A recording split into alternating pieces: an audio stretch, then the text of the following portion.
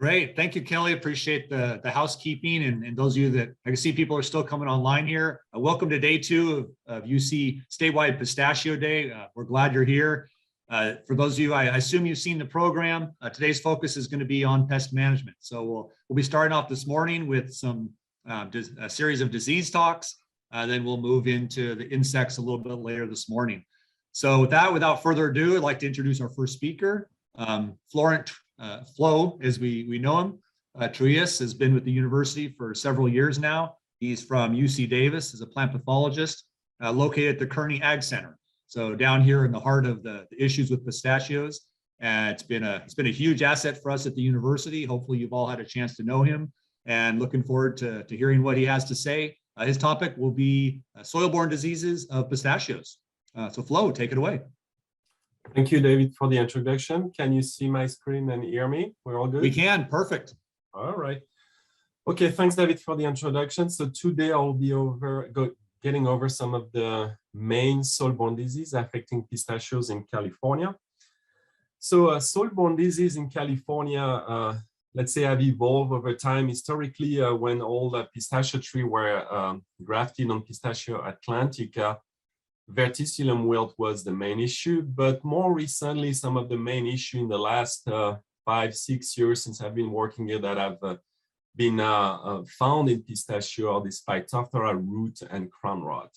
Then if I have time over my talk, I will be talking about some of these secondary minor diseases that can be found with pistachio, especially also in the diagnostic. You may hear about Microphomina or Fusarium. I will go over these as well. But let's say in general, for pistachio trees are usually quite resilient when it comes to soil-borne disease. There's a lot of issue you may find in other crops such as armillaria or crown rot that you'll basically never find here in California. So first, let me go over Verticillium. Verticillium wilt is an old disease of pistachio. If some of you recall, pistachio wilt was one of the most severe diseases that affected the pistachio industry back in the 70s and 80s. That was at a time where most trees were planted on Pistachia atlantica, and Pistachia atlantica is highly susceptible to Verticillium. So that was when the issue was important. However, with the development of the PG1 and UCD1, that disease sort of got out of the pictures. But however, something that I like to present, because we do still see Verticillium here and there in pistachio orchards, so something to keep in mind that it may pop up sporadically in the southern San Joaquin Valley. So Verticillium in pistachio is a disease that you will find eventually if you're coming after cotton, after tomatoes.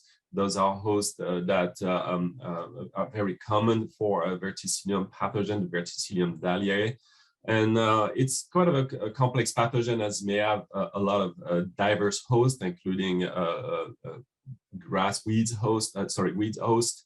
And so usually it is a problem in pistachio, again, if you are going after any of these solanaceous crop, or if you're intercropping with such crops. In almond, you may all have seen Verticillium wilt. The disease is characterized by usually a portion of the tree that's wilted, a scaffold usually, and then you will notice that the end shoots of affected almond shoot is curved like a hook shape. And then if you remove the bark and look into the xylem vessel, you will notice this streaking, browning, and vascular discoloration typical of Verticillium. In pistachios, this is how the disease look like. You will also notice a portion usually of the trees that leaves are browning, wilting, and leaves remain attached.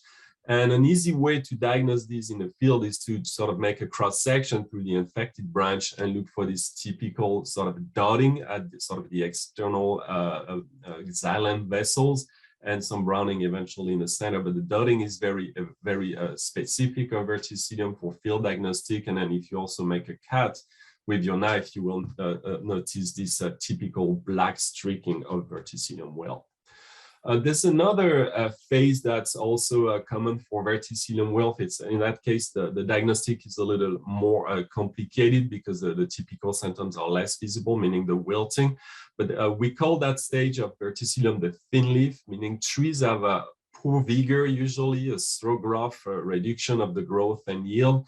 And typically, they will have, like in this picture, a sort of a see-through appearance where the canopy is less dense and you kind of sort of see through the canopy. So in that case, diagnostic is more difficult. However, again, if you take your knife, remove the bark, look into the xylem tissue, you will denote again those vascular discoloration. So that's a picture of a thin leaf trees and next to healthy trees on each side. You can notice that the tree again has a really much poor vigor overall. So the biology of Verticillium wilt. Verticillium wilt, again, is a soil-borne disease that survived with these microsclerotia structures. A microsclerotium is a hard and dark resting body made of Eiffel threads. And those microsclerotia can survive in the soil for long periods. And as a disease cycle, these microsclerotia, when they come in the proximity of roots exudate, they will then germinate, invade the cortical cells of young roots, move into the current xylem vessels, and from there produce some conidia, some sporulation that will sort of translocate it through the vessels and then disrupt water and nutrient transport that will lead to these typical wilting symptoms. So management, I won't say much, but basically if you are using any of these tolerant rootstock, PG1, UCB1, Verticillium should not be a problem. However, that may, the disease may be coming up if you have intercropping with cotton or tomatoes in the field with susceptible crops. So basically, well, management is really based on using the proper rootstock. And if you were to plant following up cotton or tomato field, maybe a good idea to then submit a soil samples to assess the number of microsclerotia per gram of soil. So for almond pistachio, generally the threshold is at 3 microsclerotia per gram of soil to assess sort of the risk of the disease showing up in an orchard. Also, remember that potassium deficiency may increase tree losses due to verticillium, something to keep in mind. Now, so, I mentioned PG1, UCB1 as a tolerant rootstock. There were some questions that remain about, platinum, because platinum is just a selection of a single descent from a PG2 seed. And so, in recent years, we have looked into the tolerance of platinum in comparison to PG1 and UCB1 for tolerance to vert. So those are preliminary studies, but the way we did that, we basically inoculated small plantlets of each of PG1, platinum, and UCB1 using conidial suspension of the pathogen Verticillium dahliae. And then over time, we rate these inoculated trees for symptoms development for the typical wilting symptoms. So from mild symptoms to highly severe or completely deaf of the trees. And so again, these are recent data, and I think they were important to be shared today. What we're seeing here is the response over time in terms of disease severity from these inoculated plantlets of PG1, UCB1, platinum, as well as using a susceptible control, P. terambitus by P. atlantica. So if you look at the data, it appeared that in our study, again, we're using really high inoculums there, that UCB1 appears susceptible at high dose of conidias in our trials. But the most important message here is that platinum seems to have performed as good as PG1 in these trials. So with this preliminary data, it appeared that platinum also will be a highly tolerant rootstock to verticillium. These are actually illustration of those inoculation and cross-section of the stems from these inoculated trees. And this is platinum. You can see the control non-inoculated on the left of the screen. And you can see some dotting, mild dotting or mild streaking in inoculated trees. If you look at PG1, sort of similar pictures, control cleans, inoculated a minor dotting and streaking. Now, if you look at the UCB1 at high inoculum, those also appear to be basically more susceptible than this platinum itself. So, and these are the susceptible rootstock Atlantica by P. terambitus, where most trees have collapsed in the experiment. So, exciting data, but to keep in mind, these are preliminary. We will repeat this type of experimentation, including in field conditions, to confirm these findings. So now I'd like to get into probably what is at the times one of the most important soil-borne disease of pistachio, definitely a disease of concern, which is Phytophthora crown and root rot. So some generalities about Phytophthora. Again, Phytophthora is a soil-borne disease. It's sort of a fungus-like organism. It's not precisely a fungus, but it's a oomycete or water mold. And the typicity of these oomycetes is they produce these zoospores or water spores that are able to swim when the soil is saturated. And it is well known that Phytophthora disease are favored by standing water in an orchards. More generalities, usually in the old days, Greg Brown at Davis, Babidi had investigated where is this Phytophthora inoculum maybe coming from while comparing canal, river water, and well water. And basically Phytophthora are generally associated with canal and river water. And so that's sort of the way they're generally introduced in the orchards. And to date, Phytophthora has not been found in well water. That doesn't mean that you cannot get the disease in orchard that only receive well water, because these pathogens, some of them are endemic and they're basically present in most soils. So high moisture, infiltration issue, over irrigation may lead to Phytophthora problem, including in these orchards that are on well water only. So again, these are diseases that we find in these soils with poor chemistry, poor water infiltration and drainage, such as heavy soil, hard pan, this high saline soil. And again, prolonged periods of high soil moisture is required for infection. The biology of this Phytophthora pathogen, they basically have these resting structures called oospores. Then when conditions are right, meaning the soil is wet or moist, these oospores will germinate to produce what is called a sporangium. And the sporangium contain these zoospores that are now capable of swimming through the pore of a soil when the soil is flooded or saturated, moving next to roots, and that then leading to an infection of roots and the crown of a tree.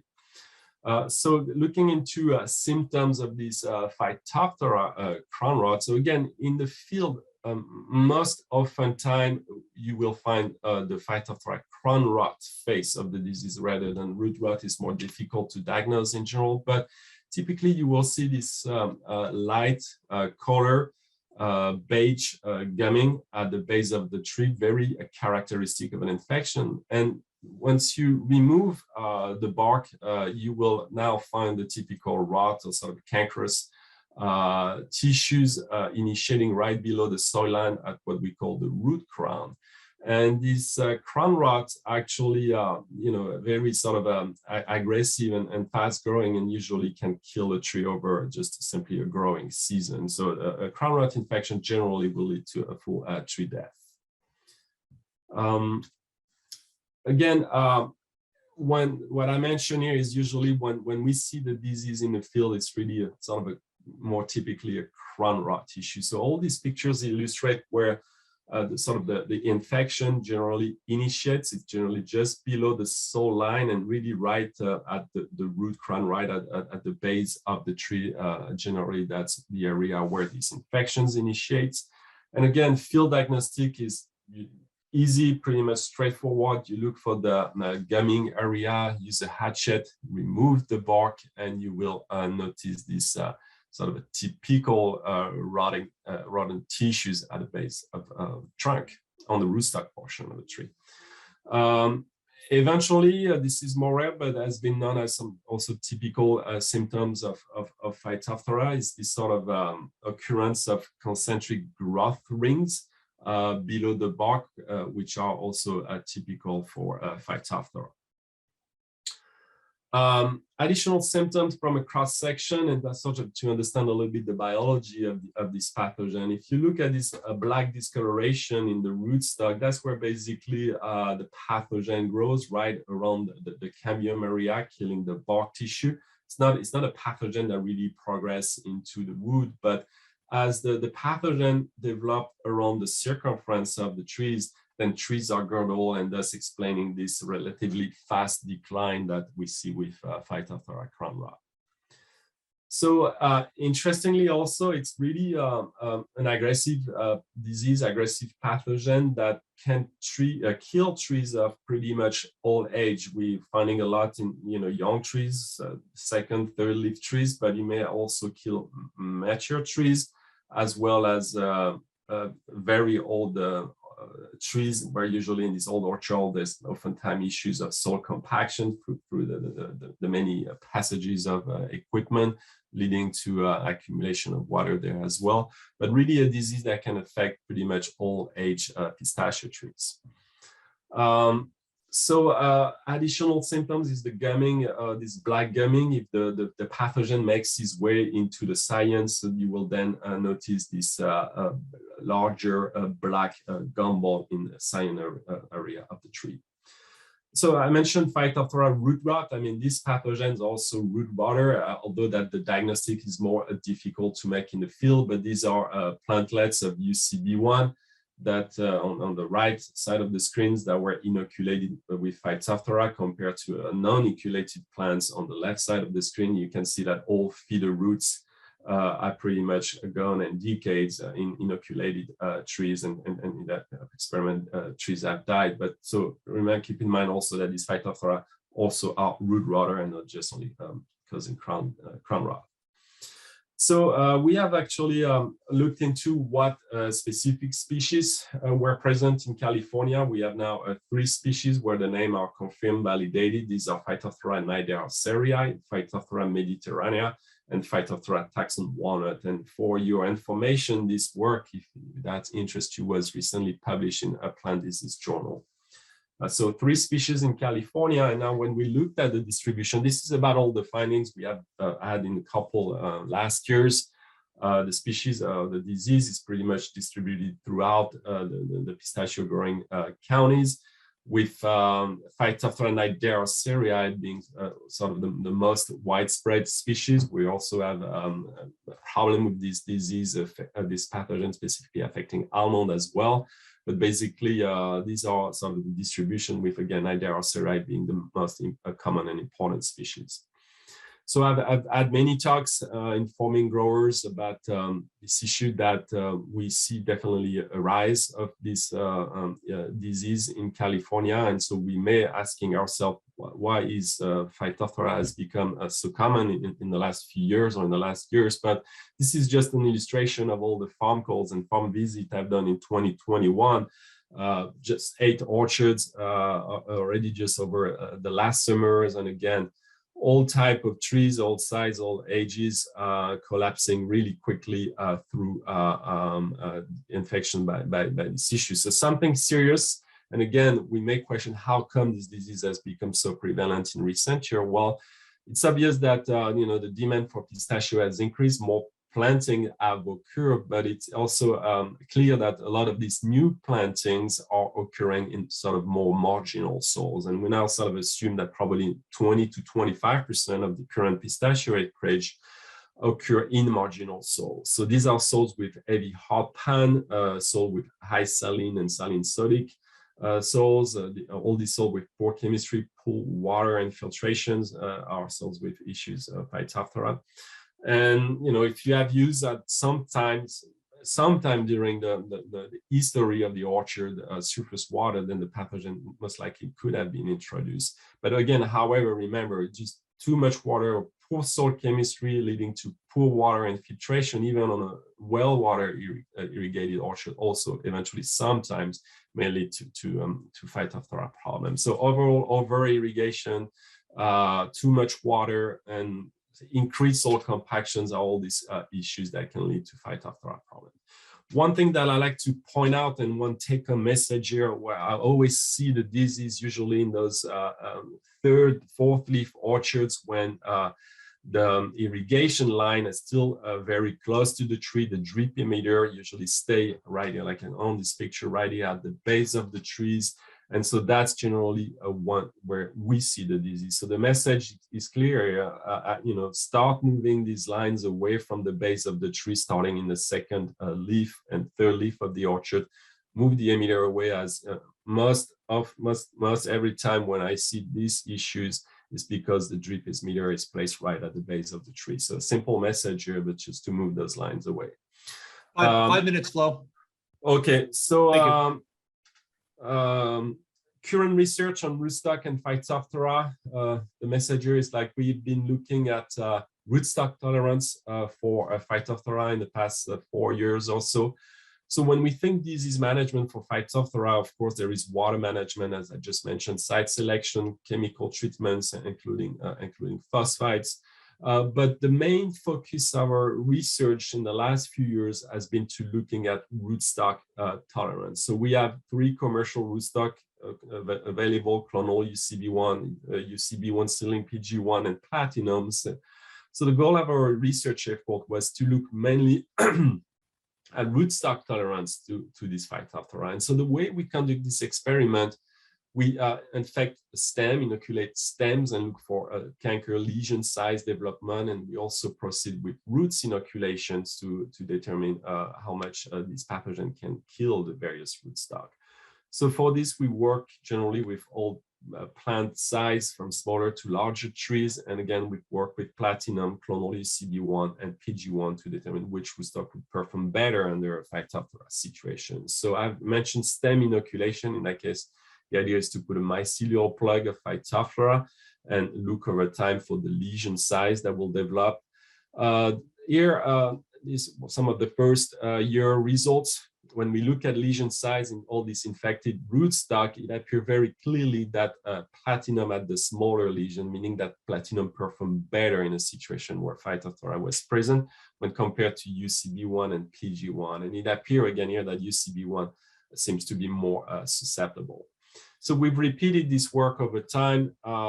We had several years of experimentation, but it was consistent in all our experiments that definitely platinum always had smaller lesions when infected with Phytophthora, meaning we have definitely the most more tolerant rootstock when compared to PG1 and UCB1. So the following, after having completed this stem inoculation, we wanted to sort of get closer to a field situation where, so we started to infect roots using rice grains inoculum infected with Phytophthora, doing the flooding process, and again, waiting for plant death or root mass loss. And excitingly also using this soil inoculation, it appeared that platinum also performed better, meaning we had less plant death when these trees were platinum compared to UCB1. We looked at also the loss of root mass triggered by Phytophthora when using platinum versus UCB1. Again, it appeared that platinum performed better, meaning less roots were decayed following inoculation than UCB1.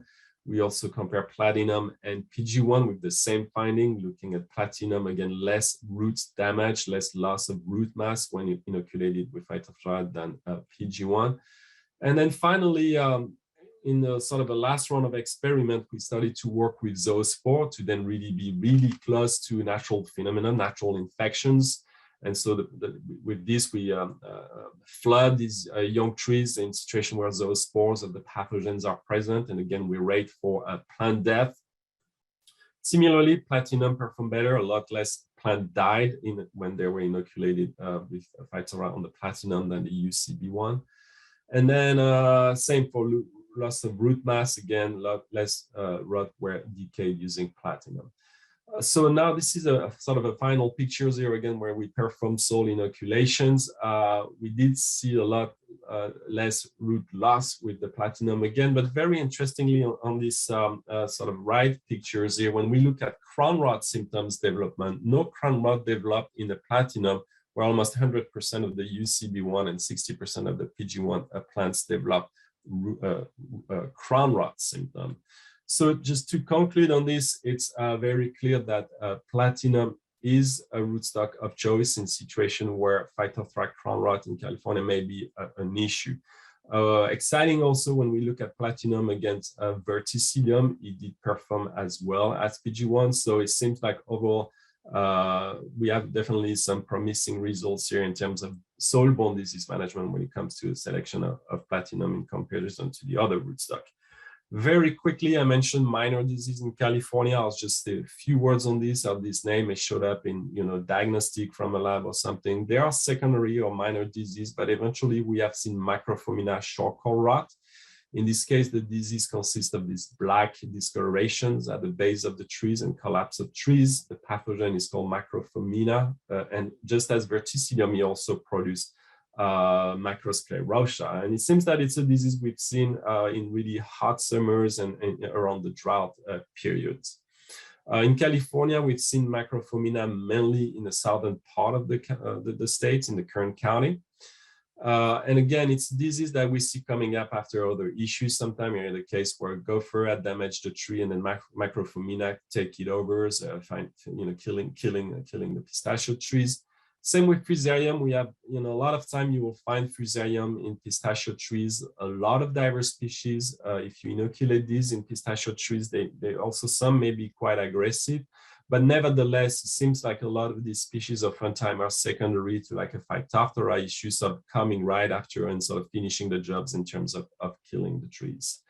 So this is all I have for today. Thank you for listening. And I'd like to thank my graduate student, Alejandro Hernandez and Rosa Frias in my labs that have contributed to this work. And thanks for the Pistachio Board for funding this research. Thanks. Great, thank you, Flo. Appreciate your presentation. So for those of you that are joining us as an audience, you should see a pop-up poll show up. For those of you that are seeking continuing education credits from DPR in particular, please fill out these polls. These are going to help you get registered for those units on this online meeting as DPR requires these days. Flo, we got just 1 minute really quick. We got a couple of questions. One came in about whether there's chemical treatments. That question came in about halfway through your talk. I think you probably covered that. I don't know if you have any more comments on that. And then just a quick question on whether insects vector Phytophthora. And I don't think, no, insects are not an issue when it comes to Phytophthora. They're not vectoring the disease. When it comes to chemicals, we have phosphites, we have really decent products for the management. What's I think most important talking about chemical is the timing of applications. It's important to spray or drip, fertigate trees with phosphite when trees are fully developed. So that will be April or May, and then eventually come back with a second treatment when we're just before leaf fall. So that will be later in September or October, either using spray, foliar meaning, or through drips, so through chemigation type. So, but timing is important. Okay, and one last question we'll take. Anything you can do with cover cropping to potentially help with Phytophthora? I mean, if cover cropping, yeah, if you manage to reduce water and improve your soil capacity to infiltrate the water, then these are all good tools to have. So anything that can help your water infiltrations or water saturation is a great tool for managing the disease, definitely. Great. Well, thank you, Flo. Appreciate having you join with us this morning, and we'll continue on. So the poll. Before that, can you go? Please go ahead, Kelly. Yeah, I just ended the poll because a lot of you had participated and it kind of slowed down. So can you go over the questions real quick and then what the correct answers are? And remember, these will be on an exam if you want DPR credit that are emailed to you. So pay attention to the answers. Okay, so the question was what cultural practice when poorly managed is generally associated with Phytophthora root and crown rot. Obviously, when irrigation is poorly managed, too much water will lead to Phytophthora issues. And now among the commercially available rootstock, which one appear to be most tolerant to Phytophthora? And I think that was the message of my talk between BG1, UCB, and Platinum is the rootstock that do perform better in Phytophthora situations. Thank you. Okay, thank you very much. Kelly, can you really quickly go over the continuing education rules? I think about 3/4 of the people have come on since that was described. Yes, so these poll questions are going to come up after every talk that qualifies. You'll take the time to answer the questions, and then that kind of gauges your participation. If for some reason your device doesn't let you answer the questions, just type some answers into chat so we know you're participating. And then After the day, towards the end of the day, I'll email an exam. You have a week to take the exam, but the sooner you take it while it's fresh in your mind, the better. You need to pass by 70%. And if you pass, I'll send you your certificate and all that. And if you don't worry, we can give you a second chance to take the exam. So just pay attention to these questions. Perfect. And we've got, I believe, 2.5 hours of other credit today for participants on the DPR credit. That's correct. And the CCA, what was that one again? CCA, all you have to do is at the end, I'll share the QR code. You can scan it. And if for some reason you are having trouble with the scan, you just send me an email, I'll get you added. But that's, I think, 3 hours of pest management is what that one is. But I'll put that all up at the end of the day as well. Great. Thank you very much, Kelly. So yeah, so just a quick reminder, you're welcome at any point during these presentations to use the chat function if you want to talk to an individual, let's say a private message. Likewise, if you have questions for any of the speakers, please put them in the link below that says Q&A. As we have time, we'll answer those live online here. And if not, speakers can stay on a couple minutes after their talk to go ahead and type in answers if there's not time. So that, without further ado, we will switch over. We've just finished talking about root diseases. Now we're going to shift over to foliar diseases. Next speaker is Boris Camaletti. Boris is as a plant pathologist from UC Davis. Boris, thank you this morning, and take it away. Thank you for the introduction.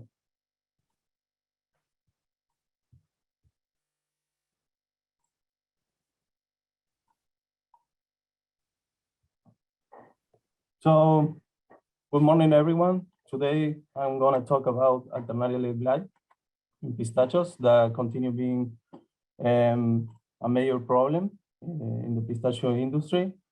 First, I will try to describe the disease and how you can recognize the disease in the field. And then I will present some considerations for the management of the disease and some new insights that we have into the management of the disease. So Altamaria leaf blight, as the name says, develops late in the season. The disease can be caused by 3 different species of Alternaria. Although Alternaria alternata is the most frequent one. So we commonly refer the disease to Alternaria alternata, and that's why we also select this species to perform our experiment. So this is how the pathogen grows on media. Here you can see the typical lesions that the pathogen causes on the leaves. Here you can see the pathogen growing and the masses of spores. Here you can see the spores under the microscope. And this is the main inoculum that we have in the field. So the most distinctive symptom is the defoliation and the lesions that the pathogen causes on the leaves. It occurs late in the season, starting in August, but depending on the environmental conditions. In this picture, you can see a branch with several leaves affected by the disease with the typical lesions. So the impact of the disease in terms of defoliations depends on the cultivar. So if we compare, for example, Kerman versus Golden Hills, Kerman is less susceptible than Golden Hills. I think Greg mentioned this yesterday. It's important to distinguish Alternaria leaf blight from Peter scourge for a correct identification of the disease. So the lesions caused by Alternaria, you can see in these pictures, appears late in the season. We don't know the exact cause of the scourge, but we do know that it appears earlier in the season with high temperatures in June and July. And then this part of the leaves can be colonized by Alternaria or Cladosporium. Cladosporium is a pathogen that it looks very similar to Alternaria. So it can be confusing, and that's why we say that it's important to monitor the disease development in the orchard. And this must be considered for a correct identification of the disease. Alternaria leaf blight also can infect the fruits.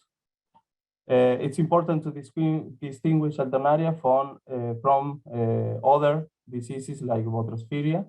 The lesions caused by Alternaria have this red margin, and this is how you can recognize that we are talking about Alternaria and not other pathogens like Botrospharia or the anthracnose. So late in the season, more close to harvest, hull infections can result in shade staining, as you see in this picture. Also can result in kernel mold, that is a problem during the post-harvest. And in this picture, you can see the hull deterioration produced by the pathogen, by Alternaria. So in less harvest, more hull infections result in more stain. In these pictures, you can see the progress of the infections at the different harvest dates. So if we delay harvest, we have more chances to get more infections and then more stain. So what's the reasons for managing Alternaria late blight? Well, the early defoliation, as we said, that reduce the photosynthetic capacity of the trees. Destaining that can cause huge economic losses up to $1,000 per acre in worst scenarios. The kernel mold that can be a problem during the post-harvest, and also we may have some problems at harvest since we need energy to remove the leaves after shaking the tree. There are some factors that influence the development of Alternaria in our field. One is the inoculum build-up during the season. The other one is the physiological state of the crop, as in every disease. But here we want to pay attention on the role or the importance of the relative humidity that we have in the orchard. So in this chart, you see how the lesions per leaf increases with higher relative humidity. So the relative humidity is a key factor that we can manage because it has a great impact on the disease development. So the management of Alternaria late blight is based on cultural control, involve practices that you can apply to reduce the relative humidity in the orchard, managing irrigation, improving water infiltration, hedging the trees to increase air movement. Every practices that you can perform to reduce the relative humidity that you have in the orchard helps to control the disease. The chemical control is difficult because we have resistance problems. And of course, the best control is achieved combining both of the strategies. So regarding fungicide resistance, the resistance to carboxamides and strobilurins is the most significant problem for managing Alternaria late blight. Here you can see a resistant isolate of the pathogens that his growth is not affected by the presence of the fungicide. Here you can see a sensitive isolate that is his growth is affected by the presence of the fungicide. These are high concentration of the fungicides in media. So the proportion of resistant isolate that we have in our population in a particular orchard is what we say is the resistant level. So last year, we monitored the resistant levels in 10 different orchards. We used 2 different methods to monitor the resistant levels to carboxamides, frag number 7, and strobilurins, frag number 11. We used the conventional method. It means that we collected multiple isolates from every orchard, and we determine individually which one is resistant and which one is sensitive. And then we get the proportion of resistant isolates is the values that we have here. For this, we also use molecular techniques. We determine the frequency of mutants that confer resistance to these fungicide classes. So the molecular method is easier, it's less time consuming. So we wanted to test his performance versus the conventional method. For the strobilurins, we found very similar results. So we can say that this mutant is responsible for the resistance to these chemical classes. But for the carboxamides, we know that there are several mutations. We found this one that it was predominant, but does not explain all the resistance that we see with the conventional method. So we found that the resistance to strobilurins and carboxamides is widespread in California, and most of the orchards presented high resistance levels to both chemical classes.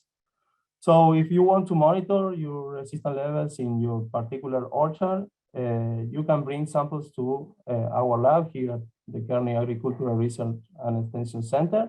We can analyze them. We can let you know what is the status of your orchard. Because knowing the resistance may have impact in the decision or mainly in the selection of the fungicides that you have to apply in your orchard.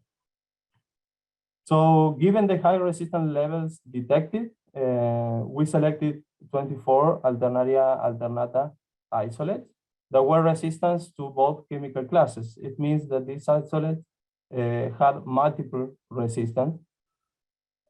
We tested their sensitivity to fungicides that belong to other chemical classes in order to know which other classes can help us in the field to control the disease.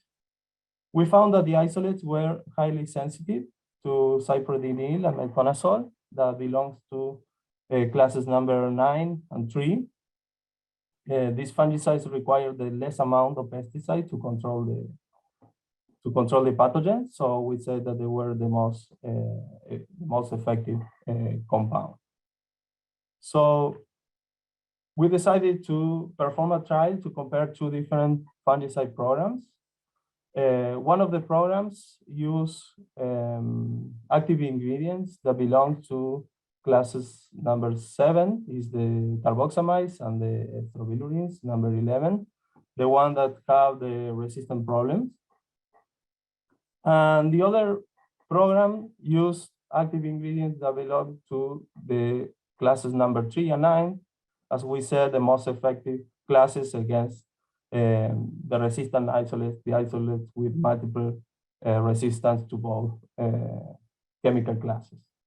So both programs consisted of 3 different sprays, one in early June, late June, and early July, always following the calendar that the standard practices that the grower uses.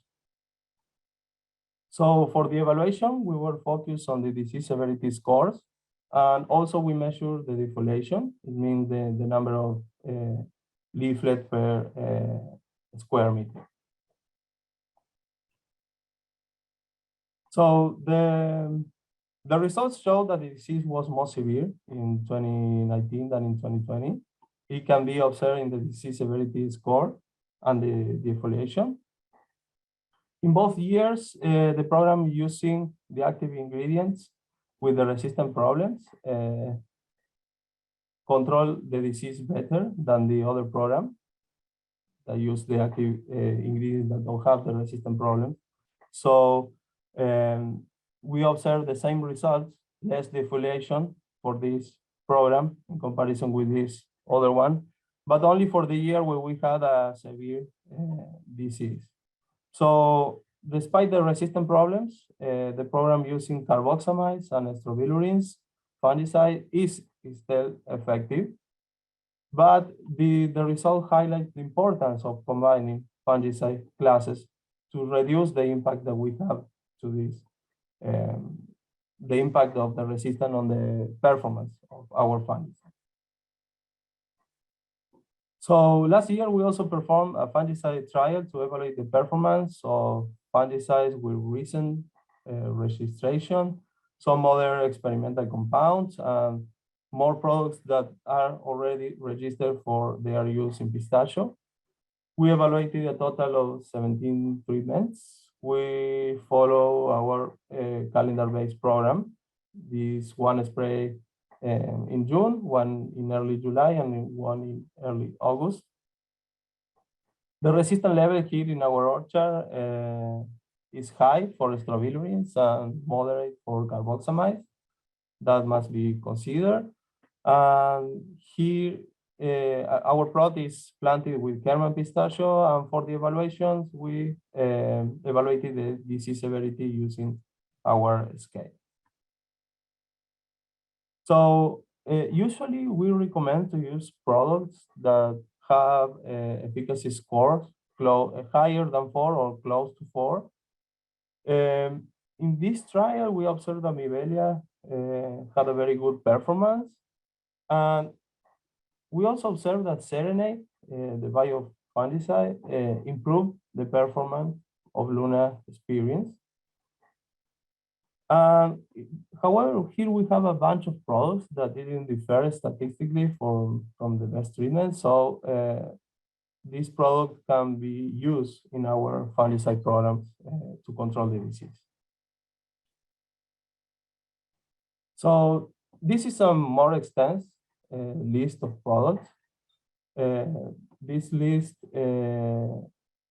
is based on results that we got for multiple years. All this information was updated last year, and you can have access to this information using this link. Here you see the efficacy of these products, commercial products, against Alternaria leaf blight, but you also have information for other diseases as well. So regarding the spray timing for Alternaria leaf blight, if you are following a calendar-based program, the best timing to perform your sprays is in June and July. We have enough evidence to say that sprays in April and August are not effective. And if you are following a calendar-based program and you only want to perform one spray, the best timing is in late June or early July. So on the other side, we can use models to determine when to spray. So to time fungicide spray, we also can use the disease severity value model. This model was tested some years ago in our experimental trials. And now we tested this model in a commercial scale, so it can be implemented.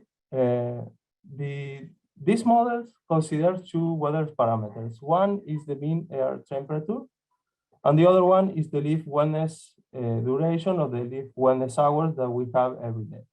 So if in a particular day we have a mean temperature between 64 and 68 Fahrenheit, we have between 4 and 8 hours of leaf wetness, we obtain one value. That is for every day. So fungicides are spread when the 7 days DSV, the accumulated DSV that we have in the last 7 days, exceed the 10 units. Here you can see the accumulated DSV, and when we have 10 DSV, we decided to apply, always considering the window protection that we have given by the fungicide. So we performed a trial in a commercial scale. We had 3 different treatments. One of the treatments was the calendar program that the growers follow according to his standard practices. And then we have the calendar plus an early spray. We also wanted to know the effect of the early spray. And then we have the DSV model, sprays following the DSV model, plus also the early spray. So we know that the DSV model requires data about the leaf wetness sensors, about leaf wetness duration. But sometimes the leaf wetness sensors are not available or they are broken. So we decided to study the performance of an empirical method to determine the leaf wetness duration that we have every day. So this this empirical method considers that a leaf wetness occurs when the relative humidity is higher than 80%. So in this chart, you can see the leaf wetness duration that we have every day with both with a sensor that will be the measured leaf wetness duration and the estimated using the empirical method. So in this chart, we found an acceptable correlation between both measurements. So we can say that the relative humidity can be used to estimate the leaf wetness duration that we have every day in our orchard. So in this chart, you see the DSV, the accumulated DSV values. The blue is using leaf wetness duration determined by the empirical method, that is the estimated leaf wetness duration. And in red, you have the accumulated DSV using the leaf wetness duration that we have that we got from our sensors. So in May, we observed that it was kind of peak in the DSV according to the estimated leaf wetness duration. So we decided to perform a spray to know the effect of this early spray. And the blue arrows indicates when the moment when the sprays were the fungicides were spread by the grower according to his own calendar. And here we have with the pink arrow, we have the sprays that we perform following the DSV model. So here, when we see that the DSV value was going up, we decided to spread. It was in middle June. Then always considering the window protection that we have given by the fungicide, if the DSV was still high, we decided to apply again. So in total, the DSV model resulted in 4 sprays. So these are the results. Is we focus on the defoliation. It means the number of leaflet per square meter that we have at the end of the season, right before harvest. So here we can see 2 things. The first one is that the early spray doesn't have any effect since the calendar and the calendar plus the early spray didn't differ in the number of leaflet per square meter. However, we can see here that the DSV resulted in less defoliation in comparison with the other 2 treatments. So since Alternaria leaf blight is a foliar disease and the disease affects how green our trees are, we decided also to explore vegetation indexes to determine how healthy our orchard is and consequently how was the performance of a fungicide program in our plot. We studied these indexes mainly for trials that we perform at a commercial scale, that the treated area is big. So we monitor the vegetation index almost all the year. But if we focus on when the symptom of the disease starts, we can see that the DSV value, the pink line, had higher indexes values. It means that the orchard was healthier, and then we can see that this treatment was more effective. Got about 3 to 4 minutes, Boris. Thank you. So some final conclusions as a take-home message. It's important to diagnose the disease in the orchard correctly. Pay attention to this tip to how to recognize the disease. And know the history of the orchard is important. If you have the disease every year or just sporadically. Also be aware that we have resistance to strobilurins, class number 11, and carboxamides, class number 7. And this resistance is widespread in California. We have a presence of multiple resistance and cross resistance that must be considered. It's important to monitor the resistance levels in your orchard. So if you want to know the real status in your orchard, you can bring us samples and we can analyze them using the molecular techniques. Alternate fungicides that belong to different classes. It means apply fungicide rotation. Sprays in April, May, and August are not effective. Start the spray in early June and finish by the end of July if you are following calendar-based programs. If you are using these programs, late June and early July is the best timing for a single spray treatment. And consider the use of the DSB model to time fungicide sprays. And if you are using this model, the relative humidity can be a good estimator for leaf wetness duration. This is our team here at Kearney, the Michaelides lab. This is my contact information. If you have any concern, any question about the disease, you can contact us and we are glad to help. Thank you very much. Great, thank you, Boris. Greatly appreciate you being with us this morning. We're gonna bring up the questions for Boris's presentation. So Boris, you've got 8 or 9 questions. I'll have you, just for time reasons, I'll have you answer those online, as you have a chance. But just a couple I do want to point out that I think are of interest to everybody. Is the DSV model available online? Where can you find that if it is? Not yet. We are working on that, but not yet. Okay, so work in progress. Is that part of your PhD dissertation? No, actually, we requested funding to make this available online. Okay, great. And just one other question. So Sarah said she was able to find the 2017 fungicide efficacy publication. When you type responses into these questions, can you make sure there's a link to where all the audience can find the most recent fungicide efficacy tables? Because those, of course, as you mentioned, are very valuable.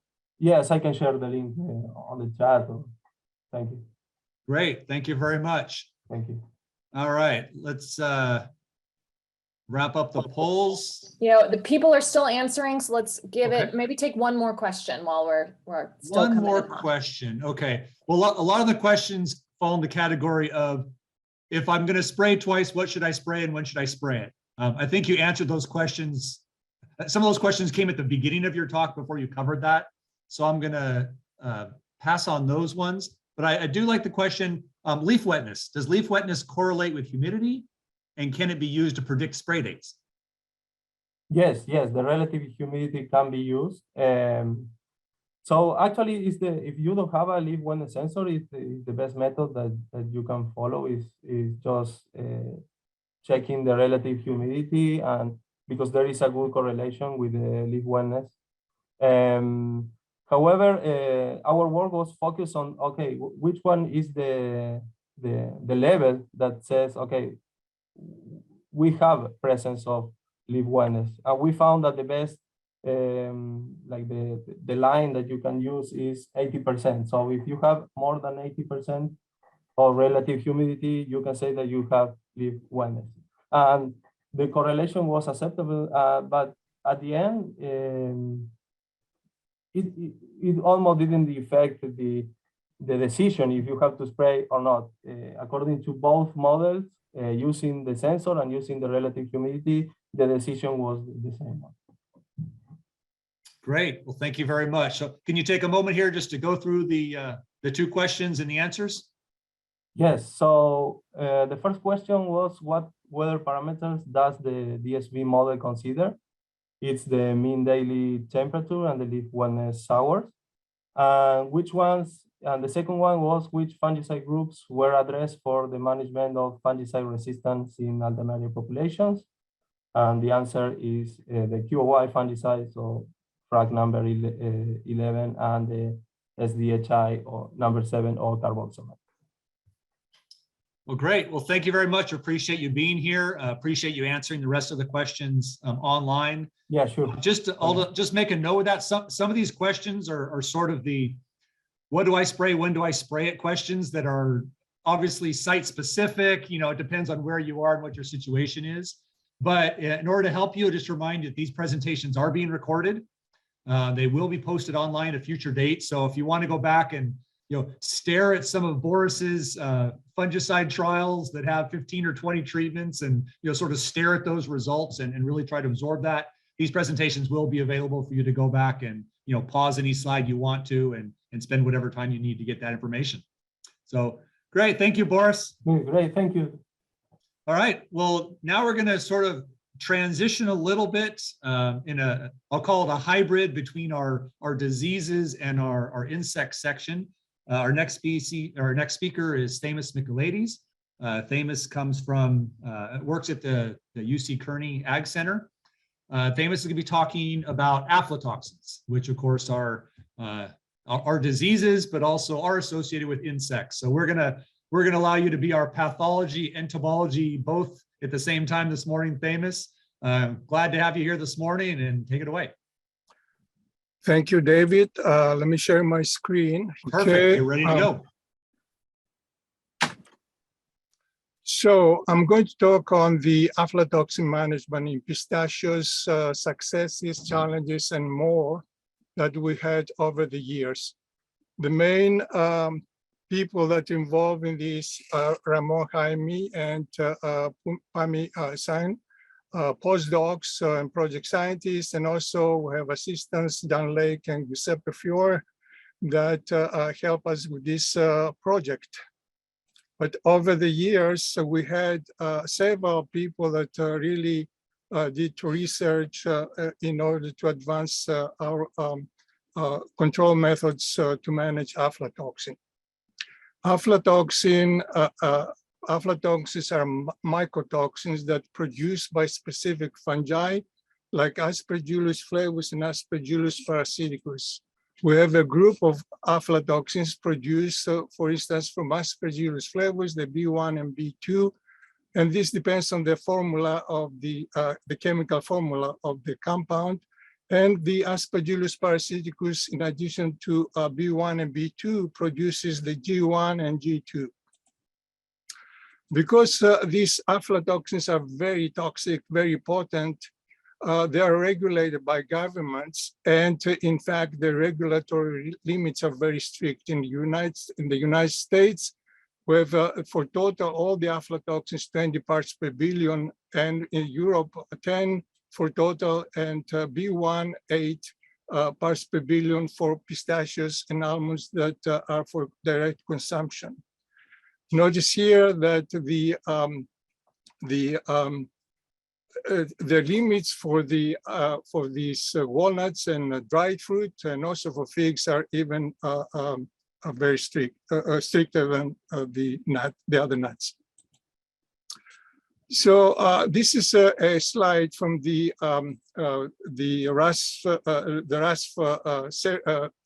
European Union Rapid Alert System for food and feed notification. You can see from this slide that the notifications for aflatoxin have the highest incidence, from 50 to 76%, followed by ochratoxin 14 to 39%, and the other mycotoxin for 5 to 15%. So this tells us that we are dealing with a lot of aflatoxin, and loads can be rejected, and this is a kind of financial constraint that we have during marketing of pistachios. And the pistachio industry, along with the almond industry here in California, have taken extensive measures and support research, pre-harvest and post-harvest research to control these aflatoxins and be in compliance with the aflatoxin regulations. Just to give you an idea of the life cycle of these pathogens that produce the aflatoxin in the pistachio orchard, these pathogens, Aspergillus flavus and parasiticus, they live in the soil of these of our orchards, and they produce sclerotia, which are the resistant structures for survival, but also they produce conidia, spores that can become airborne with the dust of the soil, can reach the canopy of the trees, and can infect the nuts. We also found that the Navel Orange worm not only creates the wounds for infection, but also can carry the propagus of these fungi. move it from tree to tree and increase the problem. Late in the season, we'll have mummies that some of the mummies will have infections, and then when these mummies go into the ground, will survive there, the aspergillus survive and will close the cycle like this. Now, this is from all the research. We show how the Navel Orange worm damage really affects the incidence of aflatoxin as we increase, as the damage in the pistachios increase, the positive samples with aflatoxin increase. Not only the incidence, we have an increase in the incidence of the positive, but also we have the amounts of aflatoxins that increased. So that's where comes the recommendation to reduce the damage by now, not only to reduce the damage of pistachios by the Navel Orange worm, but also to reduce the risk for aflatoxin contamination. In addition, we showed that as you increase, that's a laboratory study, as you increase the damage here, you can see that there is a direct correlation, a linear correlation. Here this was done with almonds, so you can see the increase of the feeding sites, which are wounds, and we have an increase of aflatoxin in the y-axis. Now, not only we have increase of the damage of pistachio with Navel Orange worm, but the Navel Orange worm here can carry the propagules. And you can see even early in the season, this is 5 pistachio orchards where we sample with Joe Siegel from USDA. We sample the moths and we plate them in media specific for aspergillus. And you can see that even early in the season, as the moths emerge, they can get contaminated with aspergillus. And late in the season, these levels are even higher. So it is then the conclusion here is not only we have wounds, but also we have the spread of this fungus with the Navel Orange worm. And in fact, when we analyze isolates from the Navel Orange worm moths, we find that 4.2% of these strains are toxigenic. Over the years, we did research and we determined factors that affect the contamination of pistachio. In addition to the Navel Orange worm, we show the harvest date, which also affects the incidence of damage by Navel Orange worm, has a major effect in aflatoxin. The early splits is another factor, and also various other defects of pistachio. The cultural practices that really affect the early splits, or even the rootstocks.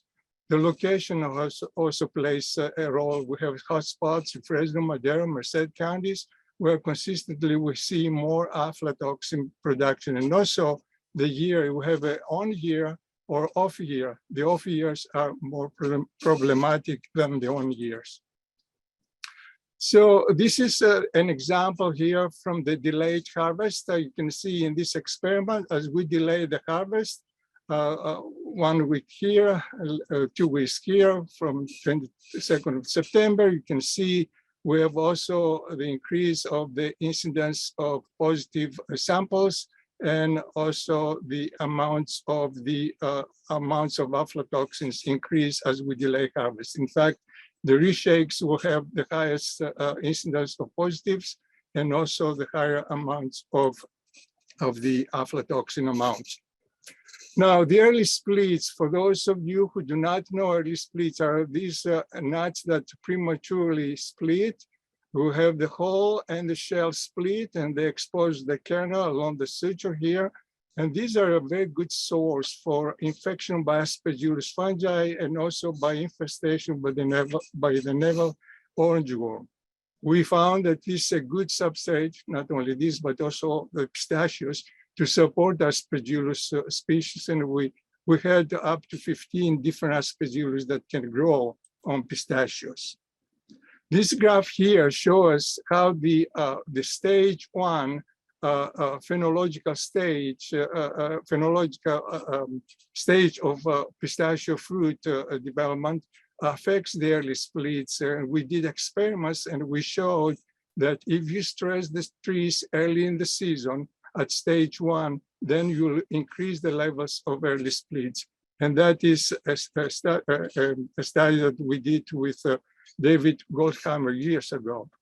So apply early sufficient irrigation during spring to avoid the tree stress will reduce the risk for aflatoxin because of the reduction of early splits. Unfortunately, some of these early splits have a staining along the suture that in the processing plant, the majority of this can be rejected. Also, we show with these 4 locations, so with these 4 rootstocks, that consistently the UCB1 and the Pioneer Gold rootstocks result in lower, smaller incidence of early splits in comparison with the Pistachio Atlantica and the PG2. So the recommendation for this was to use a rootstock that minimizes early splits. And I know that growers will not use this, this recommendation to choose a rootstock because there are other parameters that really determine the choice of the grower to what rootstock to use. So our research data support recommendations to successfully reduce aflatoxins. And of course, I emphasize the control of Navel Orange worm, to reduce the early splits by doing the proper irrigation early in the season and to use the right rootstock, but also do not delay harvest, and also for the processing plants to sort out the stain and the Navel Orange worm damage and also the defected nuts. But still, by doing all these things, we still have problems with aflatoxin, and that is the reason we moved to new approaches and to use a biological control of aflatoxins by using the atoxygenic strain of Aspergillus flavus. I have a definition here. Atoxygenic is a strain that does not produce aflatoxins. Now, if you examine the populations of Aspergillus, Parasiticus, and flavus in the soil, we know from analysis that all the strains of Aspergillus parasiticus are toxic, produce aflatoxins. And among the Aspergillus flavus, we have 2 groups, the L group, which produces the large sclerotia, and the S group that produces small sclerotia. The S strain, almost all are toxigenic, produce aflatoxins. Among the L strains in the orchards, we have a ratio of 50-50, toxigenic to atoxygenic. And this is where we were looking to find a strain that will be not producing aflatoxin and can be used for control of aflatoxins. So among these L strains, one strain was selected, the AF36, that does not produce aflatoxins, 0 ppb aflatoxins. And this is the strain that was selected, and it was the same strain that was used in Arizona at the USDA laboratory. And this is the strain that we found to be predominant in our orchards in pistachios, almonds, walnuts, and figs. So the rationale, the idea here is to apply this strain to increase the population of the atoxygenic strains in the orchard and displace the toxigenic strains. Here's an example how these strains work. We have an orchard here, pistachio orchard, that has the native population of the toxigenic and toxigenic. This will produce spores, and these spores will reach the fruit and will have the production of aflatoxin. In a treated orchard, where in addition to the present native atoxygenic and toxigenic, we add the AF36, that's the product, the strain that was selected and is registered now. And we add this strain, and now you can have these propagules moving into the canopies, and you'll have less chances displacing the toxigenic, less chances for production of aflatoxin. Based on our research, we did 4 years an experimental use permit by treating 3,000 acres of pistachios. And here are the results.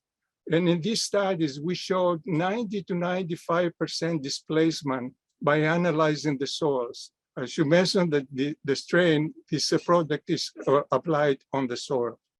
90 to 90%, remember this percentage of displacement. With this displacement, we got over this experimental use permit analysis of library samples, about 40% reduction. This y-axis indicates the percent reduction in the reduction of contaminated samples with aflatoxin. That was for the first harvest. For the reshakes, we had a 55% reduction, and this is because the reshakes get more aflatoxin. Now, we did also additional studies where we co-inoculate a fruit, pistachio fruit, with the toxigenic Aspergillus flavus, toxigenic Aspergillus parasiticus. We co-inoculate with the atoxygenic, and you can see a reduction, significant reduction of aflatoxin B1. Also, because the Aspergillus parasiticus produces the G aflatoxin, we saw a significant reduction here, almost no production, when it was co-inoculated with AF36 in aflatoxin G1. So this tells us now if a nut is infected with both strains, the atoxygenic and AF36, aflatoxin will not be produced. Based on these results, the material was registered initially as AF36 Aspergillus flavus. The rate of application is 10 pounds per acre, but then additional research, and the carrier was weak initially, and then with additional research, the product now is Aspergillus flavus, AF36 prevail, and this is now includes, in addition to pistachios, registration for use in almonds and figs.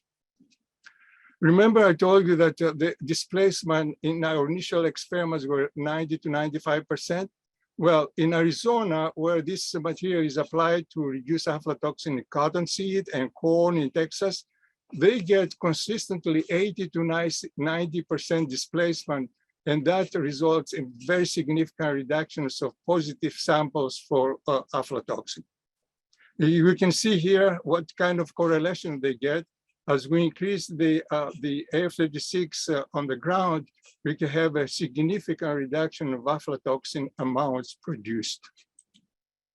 And initially, I said we had this displacement during the experimental use permit years, and we got about 40% for the first harvest and 55% reduction in the positive samples in the reshakes.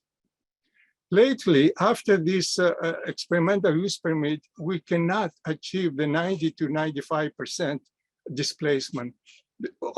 After every year a placement of the inoculum in the soil, you can see that our displacement now is 50 to 70%.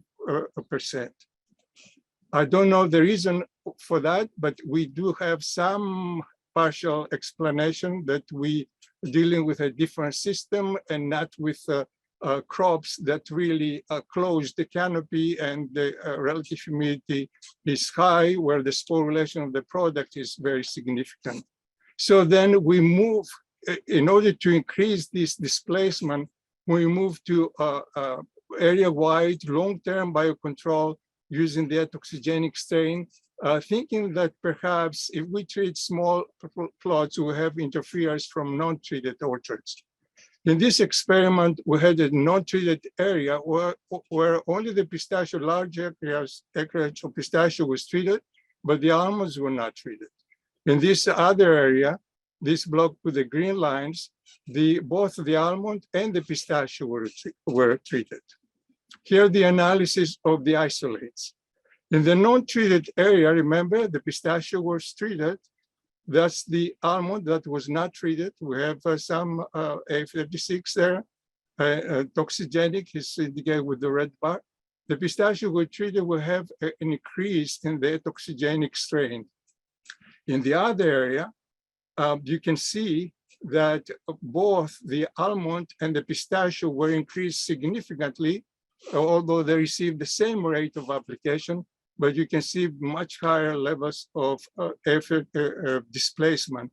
And we were able to reach a level of 75 to 95%, and that indicates to us that we're going the right way to reduce the aflatoxin, the instance of aflatoxin positive samples even more. Now, the same study is done with almonds. We're using a major project here with the almonds supported by the Almond Board of California. And we have here, what we have is the area, large, this is 500 acres control, and the area that will be treated. We analyze these samples, the soil sample before, and we see very high levels of toxigenic strains here. Now, after this will be treated, the other will remain the same. You can see here the control. We treated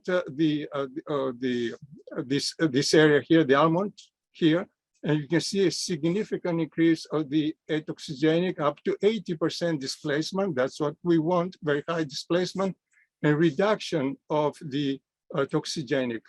You can see here a very significant increase of atoxygenic and very significant reduction of toxigenic strains. But also you can see that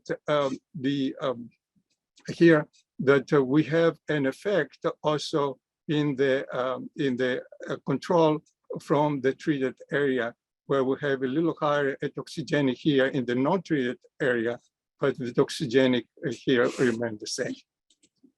So we have the registration of this product, the Aspergillus flavus AF36 prevail.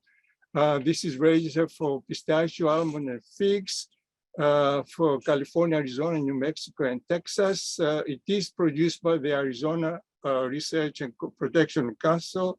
The rate is 20 pounds per acre, and the carrier here now is the Milo, the sorghum seeds. Now, as of last summer, another product was registered, and it is ready to be applied. And this is registered for almonds and pistachios here, but also had been registered for peanuts and corn. This is a different strain of Aspergillus that does not, flavus that does not produce aflatoxins, produced by Syngenta. The rate is the same, and the carrier is barley. Last year, I remember I showed you these results where we compared the spore relation of these products, this Aflagard in comparison with the AF36.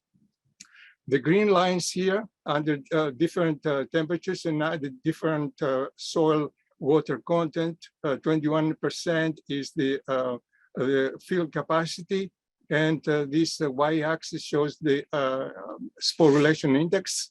You can see the green lines, which is the Aflagard, which tell us here the Aflagard spore related much better under lower temperatures and also under lower moisture levels. If you compare the green lines versus the blue lines.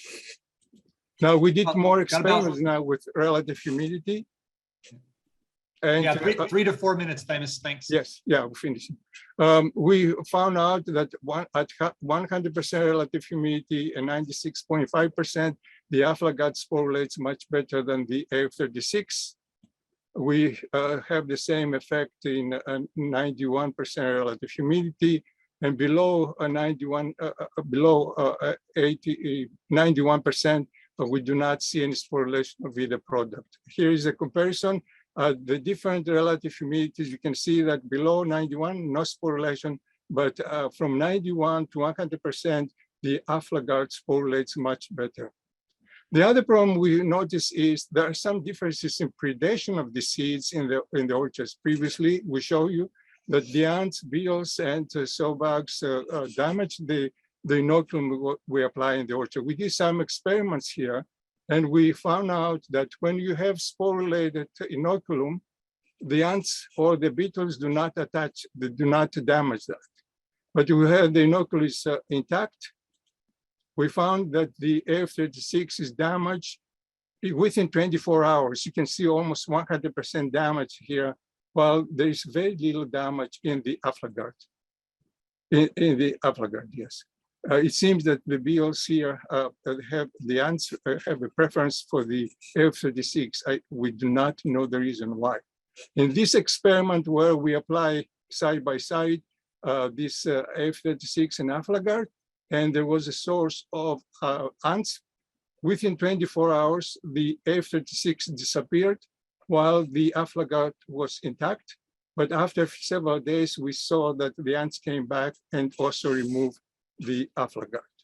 So it seems to me that F36, for some reason, is the preferable source for nutrients by the ants. So we developed tools that the growers can use for the reduction of aflatoxins. And I'll go through these quickly. Do not stress the trees for water in stage 1. And I explain why. Remove the mummies or just sanitation. Mummies shake is for the almonds merely, but can be for pistachios. Reduce now damage of the crop in the season. And I explain why. Apply on the soil the F36 Prevail or the Aflatoxin on late May to mid-July. Follow the label at 10 pounds per acre. And also there is a question here. There are no negative effects at all. If you have applied the F36 Prevail for several years, and you now want to switch to apply the Aflatoxin. Irrigate before or immediately after the application of the biological agent, and also do not spray herbicides because they prevent the sporulation if you apply them 1 or 2 weeks after the application of the biocontrol agent. Control the ants and other arthropods, but also birds in the orchard. And of course, for the processing plants, sort out the stain, pseudostain, and the damage by other mean nuts that are really susceptible to aflatoxin contamination. With this, I would like to thank the California Pistachio Research Board, the CDFA for granting funds for this research, the wonderful orchards. They have been wonderful, really, supporting all these sites where we have been doing all this experiment, and many growers, and also the Syngenta who supported the research on Aflatoxin. Our contacts are here, and thank you very much for your attention. Great, Themis. Thank you very much. Greatly appreciated. So the quiz has come up. Please go ahead and answer that. In the meantime, Themis, I got a couple of questions for you. Yes. You're very clear about Aspergillus and Navel Orange worm related to aflatoxins. Several people have questions about whether or not foliar diseases, so things like Alternarium botchosferia, or whether or not other insects, so leaf-footed bug, stink bug, Gill's beetle bug, even sooty mold. Do any of those have associations with aflatoxins? Years ago, we did some studies with the stink bugs, and we found no really correlation with aflatoxin production. The other insects, I don't know, but regarding the disease, Alternaria, all those other diseases, they don't produce aflatoxin. The pathogens do not produce aflatoxin, but we don't have any correlations that correlate one disease with the aflatoxin contaminations. Perfect. Thanks for clarifying. So second question I'd like you to answer relates to, let's say, environmental conditions of putting out the seed, the AF36 or whatever. So for example, wet day, foggy day versus dry day, or let's say drip irrigation versus micro sprinklers. Do any of those influence the sporulation you get after that's applied? The sporulation will be influenced by the best is probably the drip irrigation. If you have micro sprinklers and you need to pre-wet the soil, and also to apply the irrigation immediately after application. So, because if the seed starts sporulating, then you put the micro sprinklers, those seeds will be washed. The spores will be on the ground, will not have a chance to spread around. So it is better to pre-wet the soil, apply the material, and apply the part of the irrigation even after. So if you were to pre-irrigate and apply it, how long do you think you should wait before micro sprinklers turn back on? I cannot give you the right answer here because I have not done that experiment. I would say Yeah, I have to guess now. I would say probably a week later. Okay.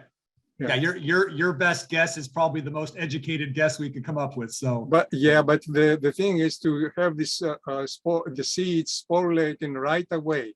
That's pre-wetting is important because then the seed will be remain there with no danger of removal by ants or the other insects. okay, great. Well, Kelly, are we ready for the results? Yes, I just shared them. If you could go Perfect. through the questions and the answers. I had simple questions there, so. Yeah, it doesn't look like there's any. Yeah, pretty straightforward there. No Yeah, discussion.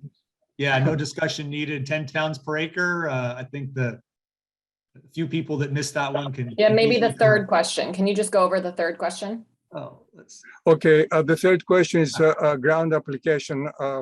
This is applied on the soil where the inoculum will sporulate to increase and displace the toxigenic strains. If you apply it September, you miss the season.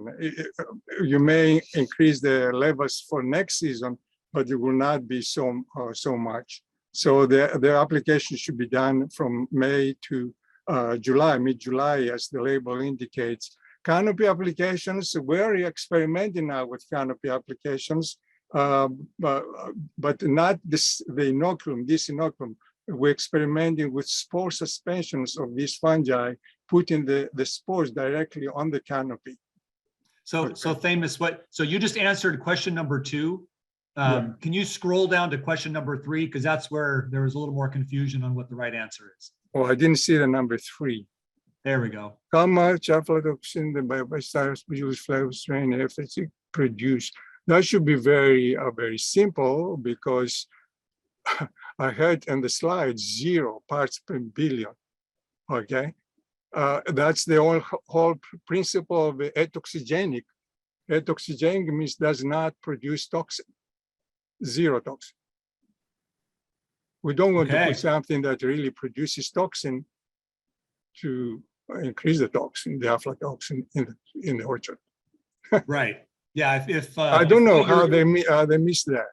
Hey, that's all right. They're probably just being quick, but yeah, you're correct. If people are putting out aspergillus that produces toxins, that would be contrary to the goal of what you're trying to accomplish with your crop. Exactly.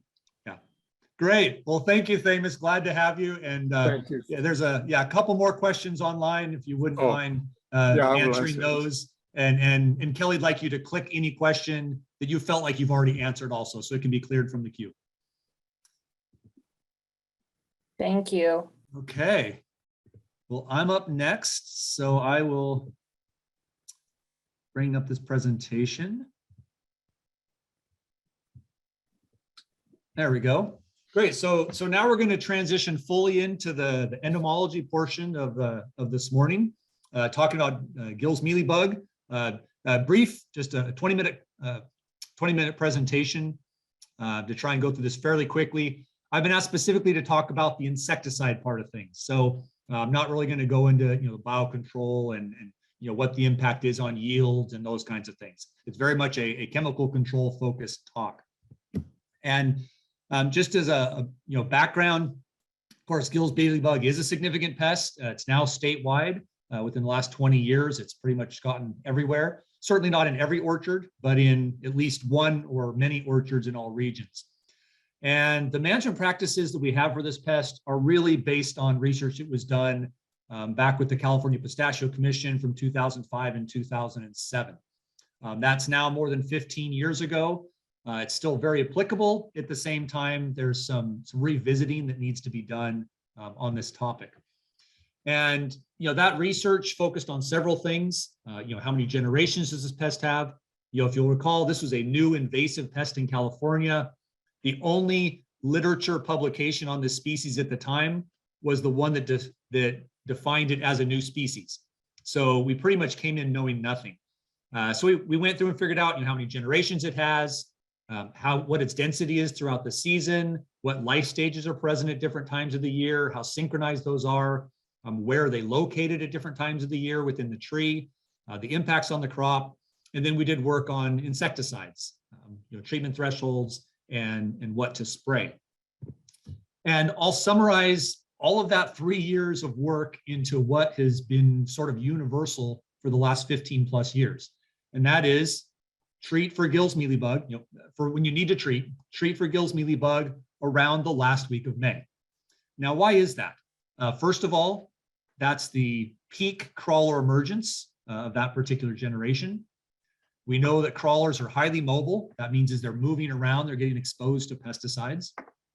The mealybugs tend to be as synchronized at that point of the year as they are at any point. So the best opportunity to take advantage of them all being in a susceptible stage at the same time. We know the canopy is not excessive at that time, so it makes coverage pretty good. We know most of the mealybugs at that time are on the hulls. Some are on the leaves, but generally they're on the hulls where they're exposed to a chemical application. The crawlers have no honeydew and wax. If you go out later in the year or look at larger stages, they've got all that mealy, that they get their name mealybug from covering on them. Yeah, waxes and a lot of pesticides or anything you might spray just sort of bounces off the top of them. They've got this, cap of wax shielding them. And you end up with products that, let's say, work on contact that never actually contact the bug itself. The other thing about this time of year, the population is still very low, absolutely no damage before this May timing.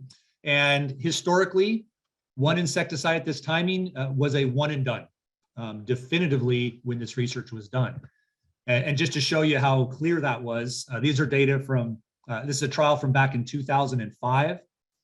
And you can see those first 4 bars. So a sale, the experimental 12 ounce, that is what we currently know as a 9 ounce rate of Movento. And then the third bar is what we now know is the 6 ounce rate of Movento and Centaur. So a sale Movento either at 9 or 6 ounces, and Centaur became the staples applied at the end of May around June 1st. And you can see what that did compared to the control. Typically it was 95+% control. And even if you went back the second year, you could still see very good control with any of those 3 products. So very impressive when they first became available. Now, fast forwarding to some other trials, just going through time. This happens to be a trial from 2015. You can see similar trends to the past. Movento, 6 and 9 ounce, both look great, as did Centaur and Assail. They're starting to add in some other products now, Belay, Sequoia, and Savanto. Belay's been around. Sequoia's, I'll talk more about. Savanto's also coming in, is a possibility compared to the check there. Moving on to 2019, similar kind of thing with our trial that year. You can see, in this case, Savanto did much better. 6 and 9 ounces of Movento looking great, Assail looking great. Sequoia, right there within statistical equivalence, and then Centaur. So we've reached this point now that 15 years later, the same products that were effective are still effective. We've got a couple of new products, particularly Sequoia, and also Assail coming in that have some efficacy. But the original comment I made about one and done, just one spray takes care of it. My comment about 95% control just uniformly, that's not the case so much anymore. And if you look at the y-axis on this chart, you can see this is the average mealybugs per cluster. And these data from this trial were the 13th of August. So while you can say that all of these products statistically reduce the amount of damage, I don't think there's anybody listening to my talk that would say that having over 100 mealybugs per cluster after an insecticide application in the middle of August is acceptable. Absolutely, it's not. Every one of those 100 mealybugs, pretty much all females is what we're counting. All the 100 mealybugs that are in each of those clusters are each going to produce 100 or more crawlers at harvest. And when you add up the number of clusters plus that many, you're talking 1 million, I don't know what the number is, mealybugs in each tree at harvest. So there are cases now where we're having growers that are needing to do 2-spray programs. And, back in 2005, when, the last week of May, let's say June 1st, was a easy one and done, 3 different chemical options. There wasn't any need to look at those other timings. But now there is. So that work is sort of begun. Now, what are those other potential timings? So this chart shows crawlers. Okay, this isn't the population. This is just the crawlers at any time of the year. And the first arrow there you can see is right coming out of winter. The number of crawlers is pretty much 0 because they're second instars for the most part. But that first arrow is right when they come out from winter. The second arrow, that's the traditional timing I've talked about, right at the end of May. But there's also potential timing, the third arrow. So that's when the next generation is starting, and that's in late July. And then people asking questions about post-harvest treatments, which is the fourth of those arrows. And that would be when all the crawlers come in after harvest is done. And just to show you pictures of those 4 times a year, the top left there, that's a picture from April. But that's pretty much what things look like at the end of March and beginning of April, where you can see the overwintering mealybugs are moving out to the new buds as it's starting to push out. So that's a timing to look at. Bottom left, that's our traditional late May timing, when the overwintering mealybugs are adults and they're making all of their crawler babies. Top right is what you'll typically see in the second half of July. That's when the first in-season generation become adults and start producing all of these live birth crawlers underneath them that you can see lined up all the way around the outside of these females. And then the fourth timing would be, of course, after harvest, as all the shaking's done, mealybugs have kind of moved into the trunks, moved into the hiding areas, and produced crawlers. And if you look at the bottom of that picture, if you can see all that sort of purpley color, kind of a light lavender that's at the soil line, those are all crawlers. Hundreds of thousands of crawlers on this particular tree. The goal here would be, if you can kill all of these, then potentially can you make there be a benefit for the following season? I'm going to answer that one. Well, you know what, I'll pause on that. So we started doing some trials to look at these.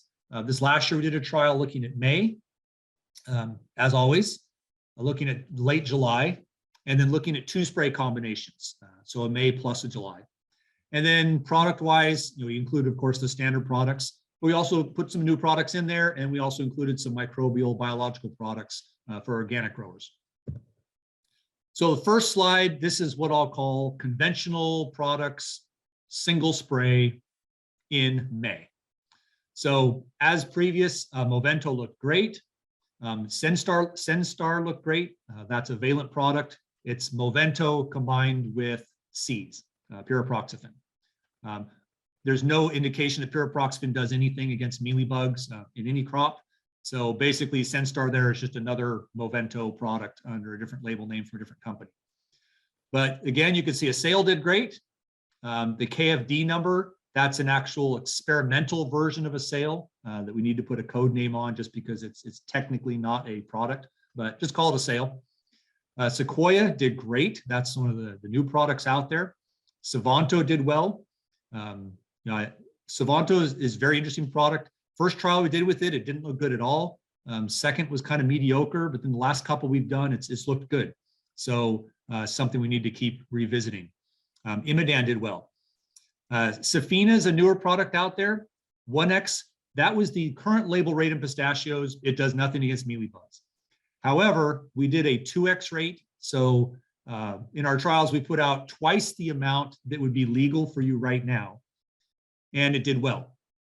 We've seen similar patterns in some other crops. So the manufacturers of that product are aware of that, aware of these data, and are apparently they have some wiggle room within how much product can be applied per acre to stay within all the safety parameters and things. So they're revisiting the pistachio label for mealybug to see what they can do to try and up the rate to make that product something that you could use. But currently, of course, you can't use Safina at twice the legal amount.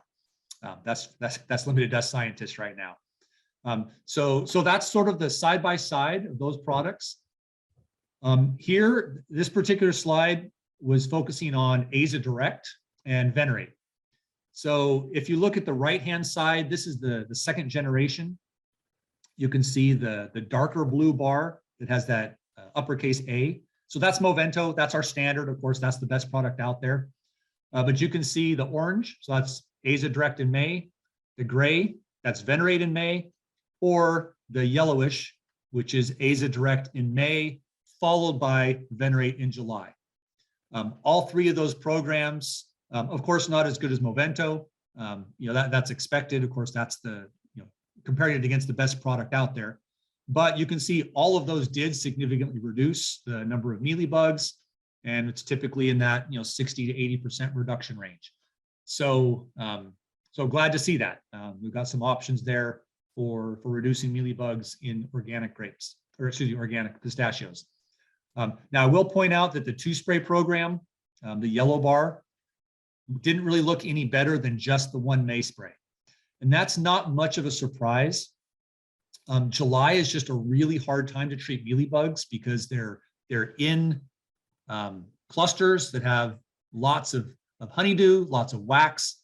The hulls have increased in size, the clusters are getting tighter, and it's really hard to get contact with insecticides to the mealybugs. So if you are using these sort of these organic products or products that really rely on contact, really do focus your treatments on May.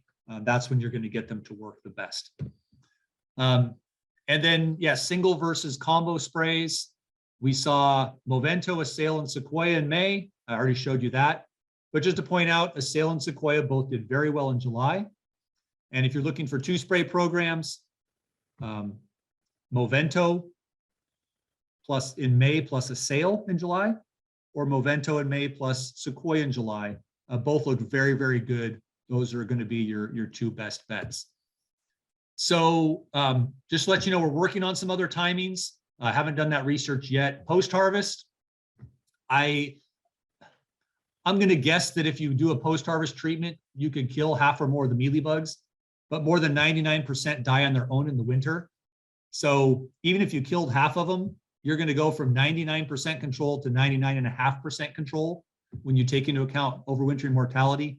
I can't imagine there's a return on investment. Nevertheless, we're looking at it. We are going to do some March trials this year. Some growers tried it this last year. March looked good, as well as some chemical company trials. So we'll continue that. We'll also be looking at some combo sprays. We've got about 30 different treatments in this year's trial. So hopefully next year we'll have some more information at those other timings. So just to, I kind of summarized this. This is your main summary, but a couple things I need to point out. Insecticides, these are things to watch out for. Centaur. Centaur, do not use it in May, like I described, if you're going to the EU. Okay, the European Union has a default tolerance, and there's lots of data showing that if you apply that product in May, you will exceed that tolerance. So talk to your huller. If you know a field is not going to go to the EU, Centaur is a great product. Please keep it in the mix. But if you are going to the EU, you either need to avoid Centaur or considering using it at a March timing, which the manufacturer is actually promoting. I don't have any data to support that, but other people have been gathering data. They're saying it looks good. So I'll let you talk to them about that. And then Admire. Just to let you know, in 2020, there was crop that when it was sold in 2021 exceeded the MRL for the European Union. It was actually fairly common. Most of that was late season foliar applications. But I need to point out the MRL at the time was 0.05 parts per million. That's now been dropped to 0.01. So the point is there were rejections previously with a tolerance level that was higher than what is now the tolerance. So last year, the Administrative Committee on Pistachios put out guidelines. They said, period, no foliar applications of Admire in 2021. They said, if you applied it to the soil in 2020, do not use it in the soil in 2021. If you did not use it in 2020, yes, you can use it in 2021, but do it before May 15th. So those were the guidelines last year. The guidelines for this year are not out yet, but please talk to your huller because these guidelines, these are pretty much universal guidelines across all of the processor. These are universal across all the processors. So yeah, please talk to them and make sure that you're going to be in good shape with what their expectations are. So lastly, May timings, a point to make. Movento, Centaur, Assail, and Sequoia. That's pretty much the 4 products you're going to use. But please be aware there are some subtle differences with how these products work.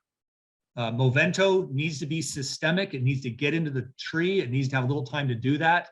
So it's going to be best on the front end of the window. So let's say from about May 15th to June 1st. Centaur is a specialist on crawlers. And you want to have it out there right as the crawlers are starting to come out. You know, let's say early to middle of crawler emergence. So that's kind of going to be in that May 20th to June 1st range. You don't want to put it on too early. You don't want to wait too late. Assail and Sequoia, or more of a contact material, that they don't work very well in a big female, but they do work well in the immature stages. So you want to let those stages come out. So you want to be more on the end of crawler emergence when everything's emerged and the first few are becoming second instars. So that's going to be really at the end of May to beginning of June. So if you've got lots of acreage to go through and you kind of know what products you want to use, spray your Movento fields more on the front end, spray your Assail Sequoia fields on the back end. And if you're not going to the EU, do your Centaur fields in the middle, and you'll be able to get the most out of those products. So with that, thank you very much. Appreciate the funding from pistachio growers for this work. And if you've got questions, please put those in the Q&A and I'll see what I can do to answer those. All right. David, were these questions for this talk or were they for later in the day? So this talk, yeah, these are the questions for this talk. And I didn't answer the first one during this talk, so I'll let you take a stab at it and we'll see how well people do. But yes, these are the right questions. Okay, Sorry. The first and second questions are for this talk. The third question is for my other talk. Okay. Well, give it a try and then we'll go over it. They just won't pop up at the end. We'll hey, that's all right. That's fine. All right. Well, let me look at the Q&A here real quick. Great. We're That would be great. at our we're at our break time. So let's see here. Okay, question about how the mealybug spends the winter. Yes, the crawlers that you saw after harvest, they tuck themselves down in cracks and crevices, and these really little susceptible with very little energy reserves crawlers hide out for multiple months in the winter until they come out in March. Just because they're tiny, they don't really feed, and they got to survive 5 months. That's why more than 99% of them die in the winter. It's actually a lot more than 99%. I don't know the exact number. So yes, if you were to try to find them right now, you'd have to peel away bark and things like that to look for them tucked away. It'd be very hard to find them. Andrea made a comment that applying oil with insecticide works better. I've never done that work and I don't know. Question about pyganic. So pyganic, just universally across mealybugs, across crops, is very, very weak on mealybugs. In fact, in general, pyrethroids are very weak against mealybugs. So, I mean, even products like Brigade, Brigade and Warrior and Danitol, your big, heavy duty pyrethroids, just, yeah, whether you're in grapes or pistachios, they just don't do anything. In fact, let's just say a very high percentage of pistachio growers use either Brigade or Warrior at hull split and after hull split for navel orange worm in fields that have a lot of mealybugs, and those fields still have a lot of mealybugs. So, if those 3 products can't do it, pyganic doesn't really have a chance, along with a, let's say a Pounce or that kind of product. So, a question about Safina. So and about residues. So we didn't do any residue testing in this particular trial, but I do know there's a lot of that work, a lot of that work going on. Safina, I wouldn't use it for now. And then lastly, I will answer the Sequoia question. Sequoia not allowed in California. So talk to the Corteva reps. So Sequoia, there was a lawsuit. So Sequoia was allowed.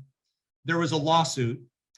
The lawsuit said that there was a procedural error in how Sequoia was registered. Therefore, you cannot sell it in California. It cannot be used. That's how everything I read stood. At the same time, the Corteva people I've talked to said there's no issues in the product, nothing wrong there. There's just a procedural error.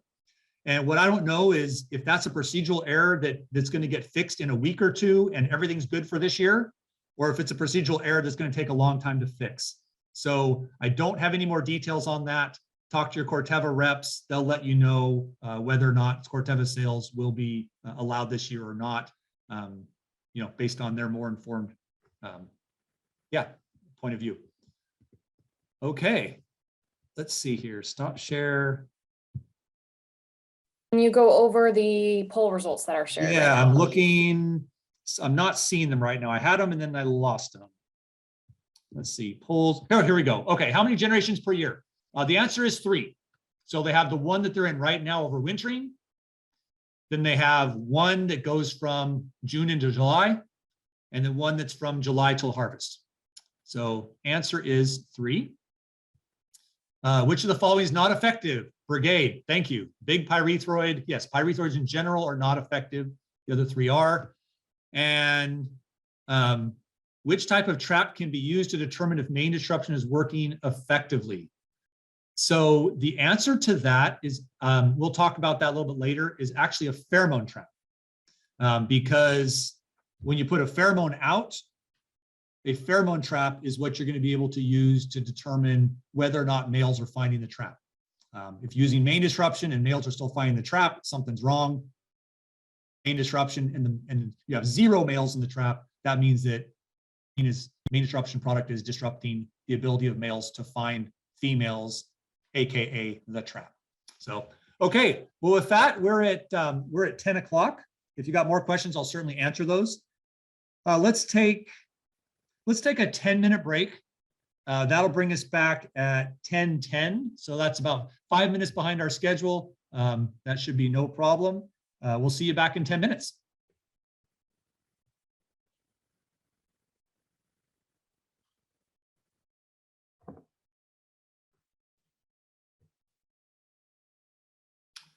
All right, I think we're ready to go. Sound good, Kelly? Yep, I will stop sharing. Awesome. Okay, well, real quick, I tried to answer one of the questions, but I accidentally clicked I'm going to answer it online instead of type it. So I can't go back and fix that. So just real quickly, one of the questions was about trying to do IPM. And that means trying to do your mealybug spray at the same time as your alternaria spray. Alternaria spray tends to be let's say about the 7th of June, whereas the mealybug sprays are typically the end of May. Can you do them both in one spray? The answer is absolutely.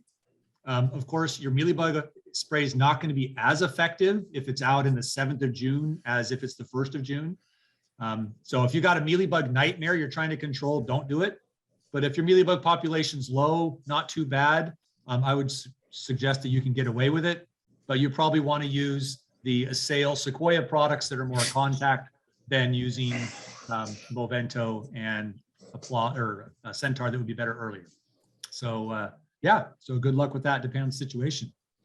Okay, so now we're going to shift over to Navel Orange, of course, the arch nemesis of all California pistachio growers. As you know, Navel Orange management is about integrated pest management. It's about a program. It's not about one technique. There's sanitation, there's insecticides, there's main disruption, timely harvest, all of those combined, as well as new things coming down the pipe that are being looked into, like SIT. So what we have right now is we have 3 speakers. We're going to start off with Ken Dana. He's going to focus on the sanitation part of a main disruption program.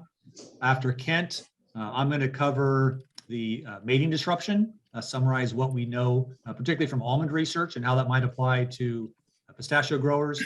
And then we're going to shift over Houston to talk about the things that are being done with SIT and give us an update on that. So with that, we'll let Kent take it away. Kent's an entomology specialist in biological control with University of California, Berkeley, but he's located out at the Kearney Ag Center. right in the heart of pistachio production. And we're glad to have him here and appreciate being with us this morning, Ken. Great. Thank you, David. Everyone sees the screen fine? So Yes. as David mentioned, we're going to take kind of a group approach because navel orangeworm is not controlled with any single approach. I'm going to talk about sanitation, and then David, mating disruption, and Houston, the new tool, sterile insect technique, where we are with that at this point in time. And we all know about sanitation, and we know about it basically because of work that was done in almonds. And what I've done is I've gone back and dug out some diamonds worth of research I did back about 15 years ago, up to 20 years ago, on navel orangeworm and pistachio. And that's because our idea of sanitation really was based on what was developed in almonds and the idea of removing mummy nuts from the tree. We see a pistachio mummy with a navel orangeworm pupa inside it. The idea is that NOW needs to survive inside the nut. And pistachios, like almonds, have a period where there's no new fruit on the tree. And if the fruit is closed solidly in almonds, then the NOW cannot get into it. So it was suspected to be the same in pistachios, that you need to have that split. And then the population switches from the old remnant nuts to the new split nuts. So the idea is that you remove those overwintered nuts from the orchard, knock them down to the ground, destroy them. And that removes the site, the host, for the pest to survive. And so in the UCIPM guidelines for almonds, they talk about knocking the nuts down to the ground, blow or sweep the fallen mummies to the row centers and destroy them by disking or flailing. And their guidelines are down to 2 nuts per tree. You should have sanitation up to a quarter mile away from your orchard. That's because of the NOW flight. We know what happens if you're close to an infested fig orchard or something like that. And try to destroy the mummies on the ground by March 1st to 15th. And it does help up to May 1st to have the nuts destroyed. But what I was thinking is that we really had not done this work in pistachios. And so that's what we tried to investigate over a course of about 10 different years. So the first trial we did, we went to 6 different orchards. There were 2 conventional, 2 sustainable, and 2 organic. They were located in Madera, Fresno, and Kings County. And we counted the number of mummy nuts in the trees from about February to March, all the way through to about July or August. And in some years we went out there before sanitation, but the February to March counts were typically after sanitation had been done. The nuts had been knocked down from the trees. And we continued to sample throughout the season just to see if these nuts were being utilized. What we wanted to do was to compare that nut density in the canopy to NOW populations throughout the season. But really what I'm going to do here, we did that by monitoring using egg traps. And we know the egg traps don't work as soon as you start to get split nuts. So what we did was to look at the amount of NOW on egg traps in that first flight, April and May. And we took the highest 3 counts and we averaged that out. And then we then correlated that to the number of overwintered mummies per tree back in February and March after sanitation. And what we see here, and this is from, I think, 2002, that we had a pretty good correlation. The lower the number of overwintered mummies, the lower number of eggs per trap per orchard. And it was a positive association. So the more nuts, the more eggs per trap in that first flight. So let's look at all 4 years. Like I said, that was 2002. So this is showing 2000 to 2003. And in 2000, 2002, and 2003, it looks like it should look. It all makes sense. In 2001, what happened here? It goes the exact opposite way, and it's a significant negative correlation. So that makes us a little bit surprised. Well, first thing I want to point out is that in 2001, we were below, for the most part, that magical almond 2 nuts per tree. And we can see in 2000, 2002, 2003, we had in some of these orchards over that rate of 2 nuts per tree. And what I wanted to mention at this point is that we found in talking with our grower cooperators that sometimes it was more difficult to get to lower counts in pistachios than in almonds, because the pistachios are in clusters, and sometimes even if you knock these down, you're knocking down a set of 6, 7 nuts in a cluster, and that cluster would fall down below and kind of get caught as a cluster in a V branch of the pistachio tree. So sometimes it was a little bit harder to knock them down and out of the tree. So in that 2001 year, we had pretty good sanitation throughout. I also want to point out in the 2001 year, we had really high first generation counts. So in most years, we were somewhere around 100 eggs per trap per week. But in this one, we were up there in at least 3 of these orchards, between 200 and 300. I also want to point something else out from this data set. This was not set up to be a comparison of conventional, sustainable, and organic sites. But I want to point out, if you look at the different labels for these things, it wasn't always the organic that was high. It wasn't always the conventional that was high. They kind of traded off. They traded off in terms of some years in 2000, we had the sustainable and the conventional. One of the conventionals had less than 1 nut per tree. In other years, 2003, for example, it was the organic. So it really depended on each year and how much effort the growers were putting out there to try to knock those nuts off.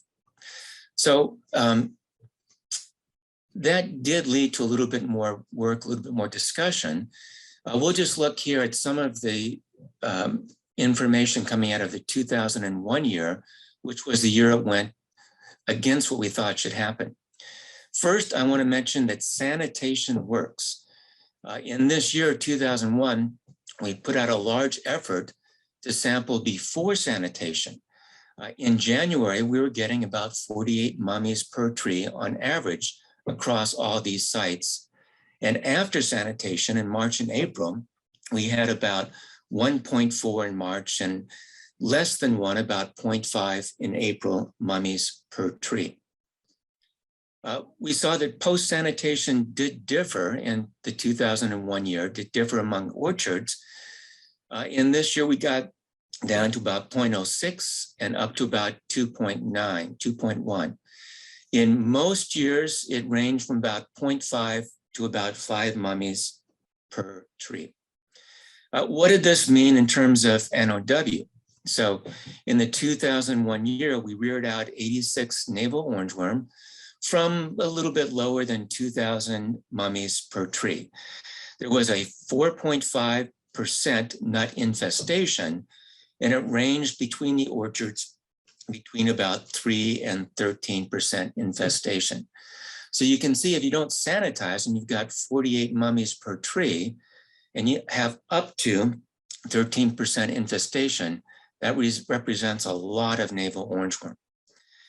I also want to point out that that infestation rate really depended on what the nut condition was. We found no navel orange worm in any blanks or any closed nuts. So if you think only of the nuts that were open and that had a meat inside them, there was a 17% infestation rate on average. We also wanted to look at the importance of navel orangeworm on the nuts that get knocked down to the ground. And here's the data from all 4 years, averaged across all of these 6 orchards each year. And I want to point out first that generally we start fairly high with the number of nuts intact on the ground, and it decreases throughout the season. And that's just because of the disking practices of the nuts kind of getting into the soil and rotting out. In 2002, that same year we talked about, pre-sanitation counts were about 83 nuts per square meter in the row middles and less on the berm. We found that throughout pre-sanitation before things were blown off. We had more nuts still in the middle than on the berms, probably because easier for birds and other things to get them onto the berms. And this year we made a large effort to look at infestation rates. We got about 2,000 navel orangeworm from about 52,000 nuts, or about a 4% infestation rate in January. You can do things to mitigate those nuts on the ground because they are a source of navel orangeworm overwintering. The most common thing is to blow and rake them off the berms into the middle and then disc them up. We had a 6 orchard trial, and you can see the control solid circle and the blown or blown and rake, open circle and triangle. And obviously you blow, you rake off the berm into the row middles where they can be disked, and you dramatically lower the amount of nuts, especially those on the berm. And that does impact NOW survival. Now, what we did in this trial is we looked at the survivor of navel orangeworm. In the lab, it was always about 70%. So we just did that the first year. And we looked at survival on the berm in the middle, and we're not going to really call this a cover crop. You can see at that lower picture, we had some grass, but really not a cover crop. And if that ground cover was mowed, disked, rototilled under. And basically you can see what happens is that the more you impact those nuts in the middle, the more you kill the navel orangeworm. So if you disc or rototill, oftentimes we had 100% kill or very low kill. And if they're on the berm, there's higher survival than if they're blown to the row middle. And even if you are mowing that row middle, you do have an impact in breaking up these nuts and killing the navel orangeworm. So what is the importance, again, of these mummies, not just as an overwintering source of NOW, but during the summer as well? So here we're looking at the number of mummy nuts, open circle, and the number of moths found in those mummy nuts across these 6 different orchard sites sampled. I want to point out that, oops, oh, an arrow was supposed to show up there. So I'll just use this. Right across here during the summer, this is basically about 0, but you can see a little bit of NOW coming up. There we go. There's the arrow. So you can see here at the beginning of June, we had a small number of that next generation of navel orangeworm using those nuts on the ground as a host source, as a food source. In fact, what we wanted to see is, were those just old nuts that were falling later in the season down to the ground, or were the navel orangeworm actually ovipositing on nuts on the ground? So we took some NOW egg traps, we put them on the ground, in the tree canopy in the middle, and in the tree canopy high at the top. We did it where the trees were separate, so only 1 trap per tree, or where the traps were together, a trap high, a trap low, a trap on the ground.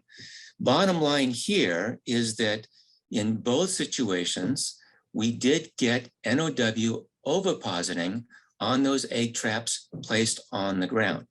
They preferred to oviposit higher in the tree, but they did do it on the ground. And we got higher egg counts when we had 3 traps per tree, probably just because we were attracting the NOW to that particular tree. And in one of the last studies I'm going to talk about, we'll look at the top graph, 30th of April. What we did here is we took pistachio clusters, and we also tied mummies into the same tree. We caged these things, and we added NOW first instar larvae to these different treatments. A control, which was our NOW on diet in the lab, they all survived. An open mummy, an open overwintered nut, a closed mummy, and a new nut.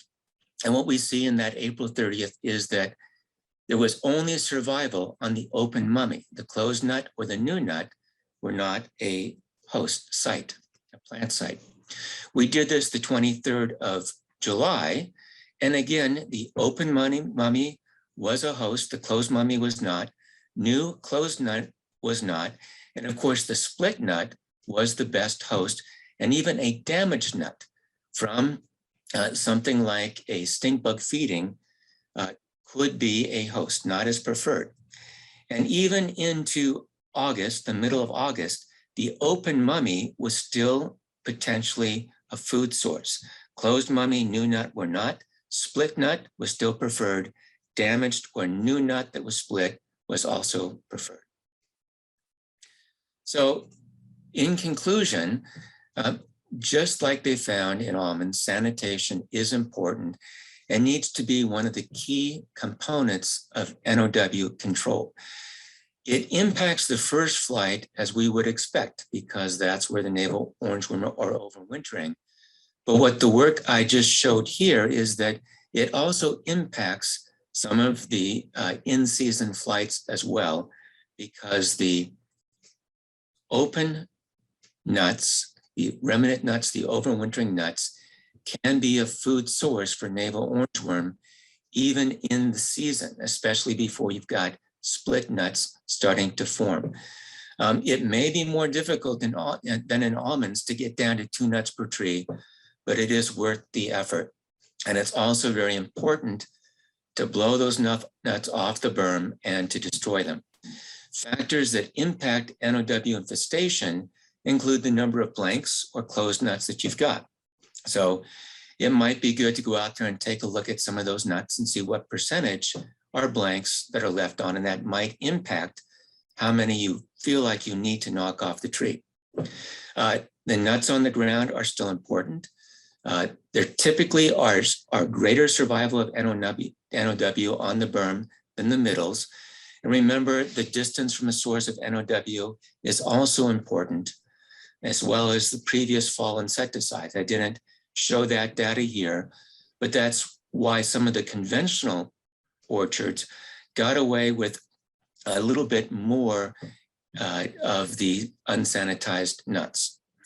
Mummies can be used by NOW during the summer. It is a low percentage, and they switch over most likely to the split nuts once that occurs. And any practices that move the nuts to the row middle where you destroy the nuts lower that overall NOW load. So with that, I'd like to thank California Pistachio Research Board. And at the time, we also got UC-IPM statewide program funding. And I want to thank the growers that allowed us to work in their farms, as well as the lab crew. So with that, I thank you. I will stop the share. Great. Well, thank you very much, Kent. That was great. There's not a lot of questions for you, but I do have one that I get all the time from growers, and both almond and pistachio growers. And they say, shaking the tree, blowing, and mowing, shredding, that's a lock, that's a guarantee, no concerns, you don't have to convince me of anything. However, when it comes to polling crews, it's getting harder and harder to find people, and the costs are going up and up. So, at what point, I mean, guaranteed everyone does those first 3, but, how important is that specific polling part? And, where do you draw the line between need to do it and can't afford it? Yeah, I think that's why it's important to go out and see how many blanks are out there, how many closed nuts are out there. I think part of the blanks, the closed nuts, are actually harder to knock off because they're so light. So when you're going out there and shaking the tree, you don't have that vibration up to a heavier object that's going to get flown apart a little bit more, flown off the tree a little bit more. I think it's also important to think about what your pesticide routine was the previous year. If you're not near an NOW source, if you had a late season treatment and low NOW numbers, you probably have fewer in the canopy during the winter as well.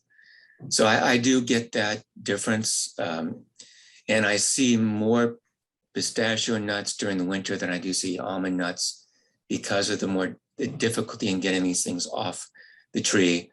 But here at Kearney, I just went out and did for fun a count and I got over 100. So yeah, do knock down as many as you can. And the average again in our trials, we were averaging probably around 3 or 4 nuts per tree in March, April. So a little bit higher than the almond. Okay. Well, thank you very much. We'll, if you have additional questions, please go ahead and post those for Kent. I trust he'll stay on for a little bit for the rest of the presentations here, and we may take a few questions as a panel at the end if they exist. Yeah, So with and that, go ahead. I have poll questions that have been up since Kent and Houston sent them separately. So it looks like almost it slowed down. So I'm going to end the poll and share the results. If you didn't get your answers in, no problem. And if you could just go over the answers since it was pretty split on some of them. So Go ahead, Kent, you want to do that for us? Sure. Yeah, I think the main difference for me is that it's a little bit more difficult and costly to knock pistachios out of nuts out of pistachio than it is for almonds. And that's exactly what I think that David was getting to. And I think that what factors can NOW overwintering densities? It's a number of things. So this was a multiple choice one. Number of pistachio mummies in the canopy, obviously. Pistachio mummies on the orchard floor also contribute. Infestation rate, it's all of them basically, and I was going for. Great, all the above. Okay, well, perfect. I'm gonna move on to mating disruption. And go. All right, so yeah, so quick summary on where we are with mating disruption. I'm gonna do a sort of quick rehash of what I've shown, showed a year ago in other talks, and then quick update on what we've been doing with more recent projects. But as you know, navel orange worm, big issue. The point I want to make here is that it's, we know there's yield losses from navel orange worm. Famous already talked about the aflatoxin issue, but I also want to throw in the premium issue. So, if you get dinged, if you're losing 5, 10, 15 cents a pound in premiums because of your navel orange worm damage, that is applied across the 2, 3, or 4,000 pounds you have every acre. And so, navel orange worm's a big issue for a variety of reasons. And as was mentioned earlier, there's sort of an IPM approach. Kent talked about the sanitation. I'm going to talk about the main disruption. We're not really going to talk so much about timely harvest and insecticides today because not a whole lot's changed on either of those. But when it comes to main disruption, here's the products. So Sutera has their Checkmate line, their puffers. They have an organic and a conventional version for that. 1 dispenser per acre is the new. So those of you that use the puffer 2 per acre, that product is now 1. Essentially, you have 1 puffer with twice as much product compared to the past where there were 2 that each had half of what the current product has. Pacific Biocontrol has their Isomate line, so that's an aerosol product. Third is Semios. They have likewise aerosol products, a conventional version and an organic version. The difference, basically the first 3 of these are nearly identical products when they're in the field. Difference with Semios is that they have the ability to turn those on and off remotely. So, you know, if there's a really cool weather, no moths are flying, you could reduce the amount of pheromone that comes out. If there's reasons to have elevated concern, you could increase it. The Semios program also comes with, it's a full service program. So they put it up for you, they take it down for you. They've got camera traps, other bells and whistles, but it also, you know, rightfully charge more for that service. So from a product standpoint, you know, all three of those are viable. You know, it's just a matter of what you prefer, you know, whether you want to put them up and take them down, whether you want someone to do that for you, and so on. Now, the fourth of these products is from Trace. This is their Sidetrack line. This is a meso emitter. So that's a plastic strip that you hang in the orchard, 20 per acre, and all season long that releases pheromone. And then the last at the bottom down here, Soterra has a sprayable or flowable pheromone that I'll talk about in my last couple of slides. But until I get to that, until I specifically mention that, everything I'm going to talk about now is these first four products, or the products from these first four companies. So, you know, the first thing we did with these is just ask the question, do they all work? We know there was just a good history of research on Soterra's puffers. Many of you, if not most of you, probably saw talks over the years by Brad Higbee. A lot of work done by USDA, work done particularly with Paramount at the time. You know, Paramount, now Wonderful, of course, owns Soterra. So there was a big internal push to get this product developed, and it did. So, you know, I came along about 2017 when 3 other companies came up with similar products and that's when I started doing work. First trials we did to ask the question of, do all these work? And you can see here, all the 4 bars to the right, yes, they all did. I actually intentionally didn't put which product is which, because the point I want to make is one better than the other. The point is they all worked and they all gave about a 50% reduction in damage. And this was on 40-acre replicated plots.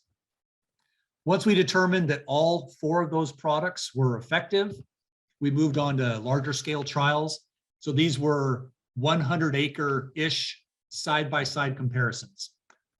So the no mating disruption check was 100 acres of the grower's standard program, including 2 insecticide sprays. The mating disruption was the exact same program plus mating disruption. Okay, so both of these had insecticides. And the first question with mating disruption products that you always want to ask is, do you get trap shutdown? You can see here, first, second, third, and fourth flight, all 4 cases, excellent trap shutdown with these mating disruption products. And by the way, there were 12 of these side-by-side comparisons over 2 years.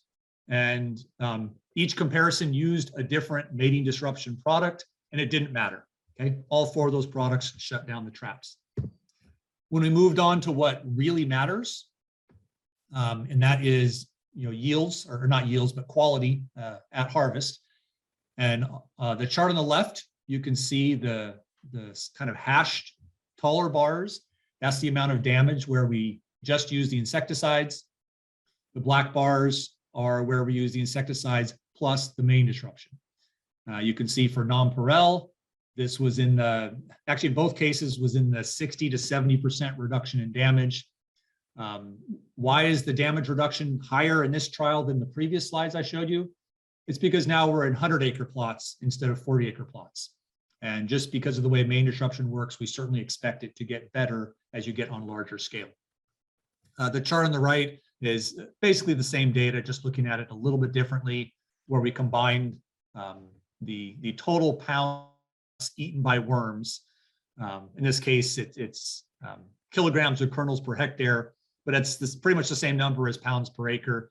And you can see where we added main disruption to the program, we went from about 60 pounds of nuts per acre eaten by worms to less than 20 pounds of nuts per acre eaten by worms.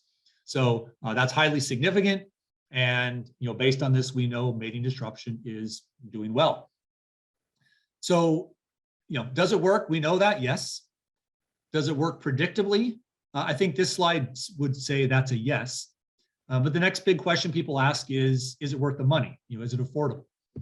Typical mating disruption programs are in the $120 an acre range. Does that pencil out? So we took all the data from those trials and we ran correlations to look at what it cost to use main disruption compared to what you got out of it. And the break even we came out with in these correlations was 1%. Okay, so if you did not use main disruption, 1% was the break even. What does that mean? If you did not use main disruption, and again, this is all almond data, that in almonds, if you did not use mating disruption and you had 1% damage, you would have broke even if you did. If you had less damage than that, you wouldn't have gotten a return on your investment. If you had more than 1%, if you had used main disruption, you would have made money off of that investment. It would have paid for itself, plus put more money in your pocket. This same kind of numbers can be used for blocks where main disruption was used. But in this case, the numbers is 0.5%. So if you used mating disruption and you had 0.5% damage, you broke even, across your varieties. If you had less than 0.5%, you can consider your purchase as an investment in an insurance policy you didn't quite have to cash in on, that cost you a little more than what you got out of it. And if you use main disruption and had anything above 0.5%, the amount of money that you gained by buying main disruption paid the cost of your main disruption plus some more. And that last point's important because we do get growers every year that I used main disruption, I had 2%, therefore it didn't work, I'm not happy, I don't want to use it again. And all data in that scenario that we have says that if you use main disruption, you had 2%, that you would have had 4%. And the difference between 4% and 2% is more than $200 in losses per acre. The main disruption cost you 120-ish. So yeah, if you use main disruption and had that experience that you're down just still 2%, don't badmouth main disruption for not doing what you want to do. Be really, really glad you used it because that put money in your pocket. Now, other products that are out there, things to look at. So the Almond Board funded us for 3 years to look at some other different ways to do main disruption. And this included drone applied products, as well as sprayable pheromone products. The drone applied, we did 1 year, and basically we didn't shut down pheromone traps. We didn't have any reductions in damage. So the manufacturer of that product said, hey, great attempt, but we're out. Navel Orange was just not looking like the right system for our products. And those products, by the way, in other crops against other pests have done quite well. It's just something about Navel Orange that's different. So I'm not going to show any results from that. That was a one and done, we walked away. But on the sprayable, we have done 3 years worth of research now with the sprayable pheromones. And that includes the sprayable product that's currently available on the market, as well as an experimental sprayable product, obviously not on the market yet. I just want to say all these slides, I've lumped all the data from the product that's commercially available and the one that's experimental, because looking at the data, the results were nearly identical. So I'm trying to make things just super simplified here. So this one chart summarizes 3 years worth of data where we looked at aerosols, where we looked at the meso emitters. Again, those are our standards. We did sprayable pheromones 4 times. So that's 2 applications a month apart during the first flight, an application as part of the hull split spray, and then an application about 1 month later. Okay, so a 4-spray program. And then we also did a 2-spray program, which is kind of the way, that's kind of the traditional way that these products are being marketed, that you'd put a spray in your hull split and then put one in a month later, with the hope that each of those will last about 4 weeks, which would cover about an 8-week period where you really care the most about Navel Orange. So focusing on the most important data here. So this is the second flight and third flight. This is pheromone trap data. So as I said earlier, anytime you're doing main disruption, the first thing you want to look for is trap shutdown. That's indicative that the pheromone is inhibiting the ability of males to find females. So starting on the left side of what's in this box here, you can see the first blue and then the orange bar. That's the aerosol and meso products. Did we get trap shutdown? Absolutely. You can see very few males being caught compared to the blue control. The gray is the 4 application of sprayable, and the yellowish is the 2 application program of the sprayables. And you can see in those cases, with the 4 application program, we saw less moths, but absolutely did not get trap shutdown. And then with the 2 spray program, likewise, we got numerically, but not statistically, less moths in the traps. So in other words, even after the product was applied, the moths had no problem finding the traps. The same is true for the 3rd flight, excellent trap shutdown with the aerosol and mesos. Then you can see the 4 and 2X applications of the sprayable. We got less moths in the traps, but about 60% of the moths that would have found the trap still found it even when the products were applied. So did the sprayables cause trap shutdown? No, they did not. And that was true all 3 years of the trial, regardless of which product we used and regardless of whether we put it out 4 times or 2 times. So moving on to damage at harvest. Left-hand side here is the nonpareils. You can see the aerosol and meso, the first 2 bars, classic, about a 50% reduction in damage. It took damage from about 1.5% down to about 3/4-ish. And then you can see with the 4X and the 2X applications of the sprayable, we saw no reductions in damage at all. And then the same was true in Monterey, where we saw damage reductions in the aerosol and meso, as we've come to expect. And we didn't see any reductions at all in the gray yellow bars compared to the blue for the sprayables.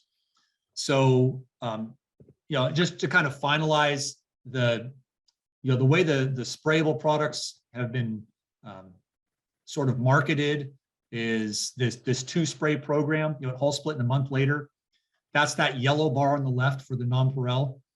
And just to show you the robustness of this data, that 1 bar there represents, if you think about it, 40-acre plots, 8 of those plots per year, 3 years in a row, with 4 to 6 harvest samples per plot each year.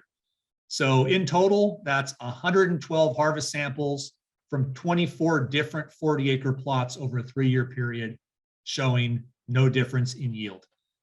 If you add in the gray bar next to it, you end up with over 200 samples from, now it'd be, over 200 samples from more than 30 40-acre plots, all saying that there's no reduction in damage using the sprayable products. So a little disappointed in the results. We're hoping to see something there. We just didn't see it. So, wrapping things up, does main disruption work? Definitively, yes. Aerosols, that's a yes. Mesos, that's a yes. The sprayable products, either the commercially available one or the experimental, all of our data say the answer to that is no. Is it affordable? Yes, it is affordable. Almonds, we have the 1% rule. We don't have that number for pistachios just because, efforts we made to do these, we attempted to get some funding to do this work in pistachios. Those efforts were shot down by the industry. So fortunately, we don't have that data. And pistachios, we have to assume the results are going to be similar. Don't know that that's true, but I would expect that to be true. But the other thing that's different is the premium structure in pistachios is very different than in almonds. Almonds, you're looking at 12 to 16-ish cent potential premiums, whereas a pistachio premiums can be up over 30 cents a pound. And so the economics, of course, are really driven by the premiums on what you get per pound. And so I don't know what that 1% rule would be for pistachios for a break even. And then the other thing is, don't forget the intangibles. What's it worth to an almond or a pistachio grower to say you're producing sustainably? That's worth a lot. That's where all the marketing is. Resistance management. Intrepid and Altacor aren't going to last forever. Anything else we can do to take the pressure off those is good. Huller efficiency. Once you get a damaged pistachio, it is really, really hard at the processor side to be able to sort that out. Thamus talked about aflatoxins. We know that aflatoxins and navel orange worm are associated with each other. That wasn't taken into account into the economic calculations we did. And then sanitation, as Kent talked about, it's important. At the same time, I think we can all admit that it's getting harder to find the people, particularly the pulling crews, and it's getting more expensive.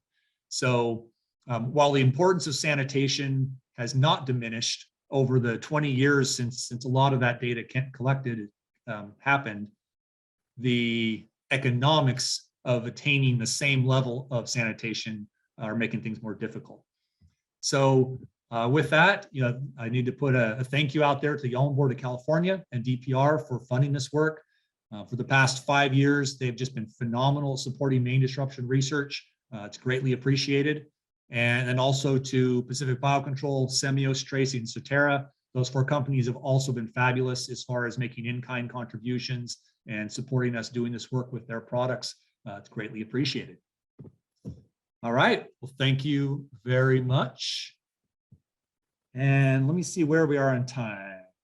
52. Oh, we're good. All righty. Let me see here. Take a look at some questions while the poll comes up. Actually, I don't have a poll for you for this one because I didn't know which one was Because you which already one. gave it. All right. I already gave it. Oh, So, good. We have some time to take some questions and then we can. Yeah, transition. perfect. Yeah, so I got a question. Is it important to weigh puffers before and after? There's a question about high failure rates. So, there have been, so let's just say, I'm going to say dispensers, okay? Because the term puffer is actually officially a term associated with the Soterra product. So I don't want to talk specifically about that product. I'll use the word dispensers. So the question of dispenser failures. So can they fail? Yes, they can. Have there been cases in the past where failure rates have been higher? There have. But my understanding is, each year the people that make these aerosol products, they've perfected the system. So you mentioned the puffer failure rate. Yeah, 1 year there were some. At the same time, everything I've seen recently has sorted that out. Some new doodads and whistles or whatever in these dispensers actually make all of the ones I'm aware of very good. All of the products we've tried that are let's call it the current version of the dispensers from all 3 of the companies that have them, they're all good. So I'm not super worried about this. My guess is that if you go out right now and you weigh dispensers that you had this last year, that you're going to have a very good success rate at having those be having done what they should have done. A question about at what age of an orchard does it start being cost effective to use mating disruption? So all the data that we provided, or all my calculations, were based on mature orchards. So, obviously, if you've got a younger orchard with a lower yield, that's going to change the numbers. So you might say that it might say that you should be a little more, use a little more less main disruption early on, just because the economics don't quite pencil out as much. At the same time, main disruption is very much a long-term strategy.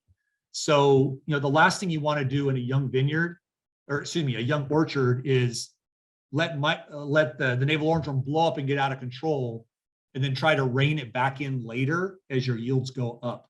So, almond growers, a lot of them start 3rd year, certainly by 4th leaf. Pistachio growers, I'm not as sure. Obviously, you don't need to use it if there's no nuts out there, but I'm guessing year 7 to year 8 definitely should be considering it. Once you're in that 9 or 10, I would hope that you're using it, especially down here in the South Valley. And then a comment about aerosols and mesos. So aerosols and mesos, relative effectiveness. On any given trial, they're the same. Statistically, numerically, maybe a little different. But yeah, if we actually look at 5 years worth of data from all of our trials, all combined, we're starting to see that there's slightly more captures of males and slightly more damage in the mesos than in the aerosols. But I'll tell you, that amount is really, really small. Numerically, probably a small numerical difference, nothing we would ever be able to find as a statistical difference. So yeah, I acknowledge that there's something there, but it's relatively minor to where I'm still putting all those products in the same group. And then, yeah, Monterey versus nonpareil. That's just a wild card. It has a lot to do with harvest dates. And, even within Monterey's, if you harvest your Monterey on the 10th of September versus the 25th of September, there's going to be a difference. Of course there is. Those third and fourth flights just, they build up. Has a lot to do with your earlier harvest dates too. So for example, if your first shake in a pistachio is in early September, before the fourth flight starts, and you prevent a lot of the fourth flight, then your second shake is going to have a lot less damage. Likewise, if you don't use your first shake in pistachios until after the fourth flight is started, so let's say, first shake around the 15th to 20th of September, and you've got this massive flight, don't expect that main disruption is going to save you from that flight or a second shake. You got to be using all these things together. You got to be using the sanitation. You got to be harvesting as early as you can. You've got to be putting your insecticides on at a good time, and the main disruption. And you put all that together, and it's good. But yes, a lot more variability in the Montereys just because they're hanging out there. Or excuse me, a lot more variability in pistachios in a second shake than there is in the first shake.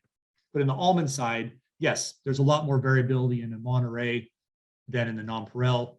But I could say the same for a Butte, or same for anything else that might be late. So, okay, with that, I think I'm going to wrap things up. We're at 11 o'clock here, and I'm going to turn the time over to Houston Wilson. Houston is a UC Berkeley specialist in integrated pest management and tree crops, based at the Kearney Ag Center. Similar to Thamus and many of our other speakers, he's right here in the heart of pistachio country. We're glad to have him here, glad to have him local, and appreciate all that he's doing. Thanks for being with us this morning, Houston, and we're looking forward to hear about what the current status is on SIT. Cool. Okay, you can see my screen, see the talk? We can, yep, just put it in presenter mode, perfect. One correction, I know I give off that Berkeley vibe, but I'm actually UC Riverside. Oh, excuse me, yes, Houston is Riverside. Kent is Berkeley, Houston is Riverside. Thanks for the correction. All good. Okay, so I'm going to talk about the update on development of SIT for navel orangeworm. This is a collaborative effort led by myself and Chuck Burks.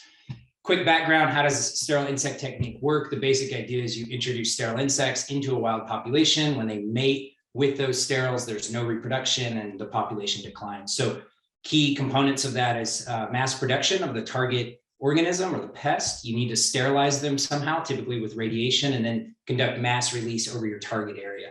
A key concept in there is the overflooding ratio, and that's the number of steriles to wild that you need in an orchard or whatever environment to lead to population declines. So since the 1950s, they've developed numerous SIT programs for a wide range of different insect pests in different parts of the world, including Lepidoptera. So the question here is, can we do this for navel orangeworm? This effort was born out of the eradication of pink bollworm, which freed up a facility that had been developed to mass rear and irradiate that insect that's operated by the USDA APHIS, located out in Phoenix, Arizona. So with that insect gone, the question was, could we potentially repurpose this facility for navel orangeworm? So the pistachio industry partnered back in 2017 with USDA APHIS to start exploring this.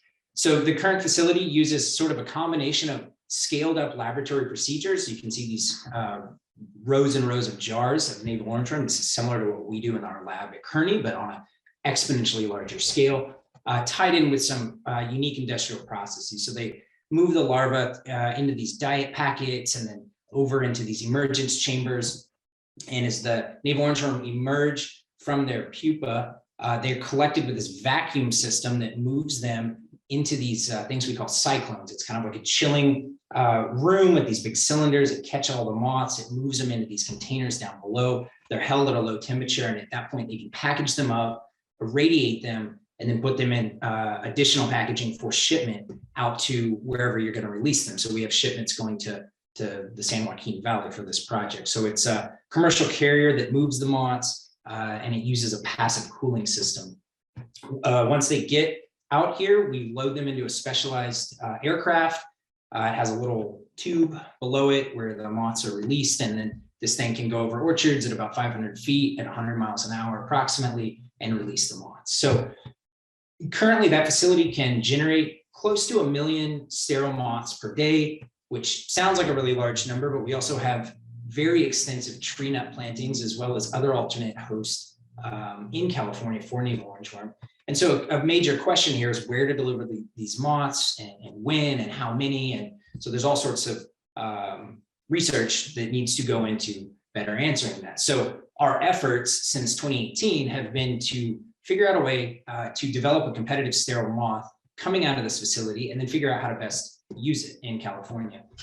Now, unlike previous sterile insect or many previous sterile insect programs that have focused on eradicating an insect, the efforts here are to figure out how to use sterile insect technique within the array of other tools that you have for navel orangeworm management. So mating disruption and sanitation, all these other things we've been talking about.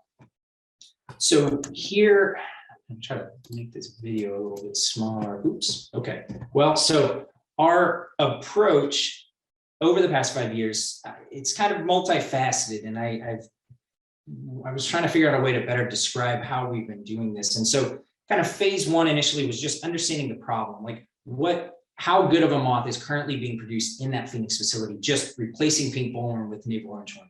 And then as we understand the bottlenecks there, start to work on developing alternatives, which we quickly did in 2019. And then more recently, we started to actually put moths out over large acreage to study impacts on wild navel orangeworm with a less than optimal moth for sure, but just to start seeing what does happen.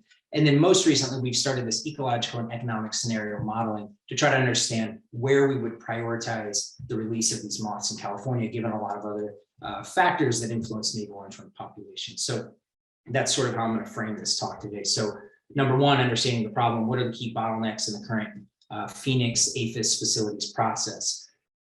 The research we do leverages the fact that all those moths that come out of that facility are internally marked. So they're fed a dye as larvae, and that transfers over to the adult. So we can squish these sterile moths on a sticky card and see that they're marked, and by that way know that they're coming out of that facility. We do a lot of our monitoring using a combination of pheromone traps that'll attract males, of course, and then ovibate traps, which attracts gravid females. So you can get male and female population information. And then we also use a lot of these mating tables. So these are a little deli container where we put a sentinel virgin female navel orangeworm, expose her overnight. They call the males in the early hours of the morning. They get together and start mating right around sunrise or right before sunrise. And then we can go into those mating tables and see who she's mating with by looking at the internal contents of the males. And then we can also dissect the female to see if she has a spermatophore present, and that means that the male was able to successfully move his DNA over to her. So when we do these small orchard experiments, we use a grid of these pheromone and ovibate traps overlaid with mating tables. When we do large orchard experiments, we just use the pheromone and ovibate traps. So just kind of as a broad background. So here's data from 2018. You've all seen this for a number of years. This was the first time we started releasing these insects in an experimental setting. And what was so shocking was that we saw hardly any recovery of the sterile males whatsoever. When we ran those same moths in the mating tables that year, we were surprised, happily, to see that the females, at least, were able to call and attract wild moths. So when we looked later in that season, we went for a period of 3 days and looked every hour at the females in these mating tables. And this is comparing the Phoenix moths to a local strain from Mendota that serves as our control moth in a lot of these experiments. And so what's interesting to see here is that while they call at about the same time, the Phoenix moths, there's fewer of them calling overall on the first night, but you see more of them calling on the second and then on the third. So this is kind of hinting at some sort of a photo period adjustment that may be taking place. The moths in Phoenix are collected in the dark, they're transported in the dark, and the first time they see light is when we put them out in the field at Kearney or wherever we're working. And so they call at the right time, but they may not all call as much on that first night versus subsequent nights. So the fact that we weren't recovering males was quite alarming, and there was a lot of questions about why. And one of those, you know, you think about a moth coming out of a factory that's been in a jar its whole life for multiple generations as well. We needed to know if they could fly and if they could follow pheromones. And so I had a graduate student, Joshua Rieger, at the time at Fresno State, conducted a number of assays. This is showing a video of the moths on a flight mill, which is like a little treadmill for Navel Orange, where we can measure how far they fly. And Joshua figured out the whole thing, how to glue them on there and all the nuance that's needed to do that. What we found was that the Phoenix strain itself is good. It flies equivalent to the Mendota strain. But when you mass rear these insects, the overall distance flown per night declines. They still fly, but they're not as flying as far as these locally reared ones that are handled a little bit more gently. So Joshua then went on to run wind tunnel assays with these moths to see if they were to respond to pheromone. And what he found there, again, was very similar to the flight mill. The Phoenix strain itself totally responds to pheromone, as well as the mass-reared Phoenix moths. But again, that mass rearing has some sort of a negative impact on their ability to respond. They still do respond, but just not as frequently as the locally reared ones. So that was really helping us understand what was going on here. The moths were good. It was something about how we were putting them out in the field potentially, or other damage occurring in the transportation process that was leading to these negative impacts, or the fact that we weren't recovering them in traps. So 2019, we start looking at different alternatives to address some of these issues. So one of the first key findings was that if we use these grocery bags and then later added these paper tubes to kind of augment this effect, if we release the moths in these paper bags, you would get good dispersal and good movement out across the orchard. So we think it has something to do with giving them vertical space to rest on. It's kind of a sheltered area for them during the day when we first move them into the blocks. And this data, again, you've seen this in previous pistachio days, showing our recovery of the sterile males following that initial grocery bag release. It was quite striking how many more we got after many different attempts to release them in different ways and having no recovery. So following up on that, we went and looked at these bags over multiple nights and indeed saw how the moths were kind of behaving and emerging out of these things into the orchard. So 2020, we spent a lot of time toggling a few different variables. So when the moths are shipped with this passive cooling, we think that there's some problems with that. And so we worked with this company, M3 Agriculture, who has a lot of experience doing sterile insect release in other orchard systems, to develop a ground transportation unit with active cooling to create a better condition, basically, to move the moths from Phoenix out to California. And then as well, working with M3, we started to compare the use of the paper bags and tubes, which obviously isn't a system that you can commercialize, it's more experimental, but we started to compare that with the use of drones, which again, they have experience with other insects using these drones. So some preliminary data from that year, the paper bags and tubes performed best. The drone is equivalent between that and the paper bags with and without the tube. So that was good. It was showing us that the drone is potentially useful in this situation. Driving the moths with active cooling did lead to higher recovery versus shipping them. And then the mating tables, we put them back out in 2020 because while we saw that females could attract wild males, we had never yet seen a sterile male make it into a mating table. So here we did see that both the Phoenix females and the Mendota females could attract sterile males. That's here in yellow. So not only are they showing up in traps, but they're able to find the sentinel females and mate with them successfully. Pay attention to this unknown category here. These are females that were mated. They had a spermatophore, but we couldn't get the male. We couldn't get there in time. And so we don't know if it was a wild or a sterile that they mated with. Here in this one assay, not too big a deal, not very many, but you'll see later on that we're having some issues with that. And so there's some research we need to do to develop better methods to identify whose spermatophore we're finding in these females if we can't catch them in copula with a male. So research in 2021, this kind of all brought us up to speed here.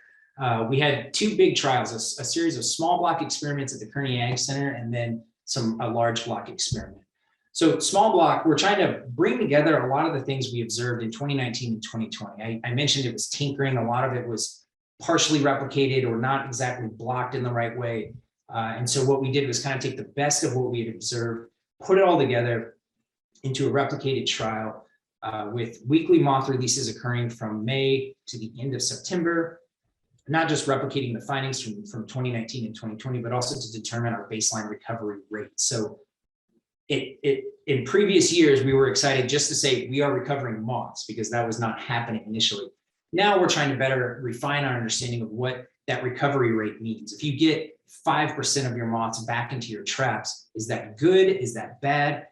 You know, and so the way we understand that is by taking locally reared moths that are non-irradiated, that are sort of the best, healthiest moth we can put out, and see what that recovery rate looks like, and use that as our baseline to compare all these other experimental manipulations. So that was part of what we were doing. The treatments we had involved paper bags versus the drone and local versus mass reared moths. We looked at navel orange worm abundance and of course mating tables in 2 blocks, 1 pistachio, 1 almond, both right here at the Kearney Ag Center.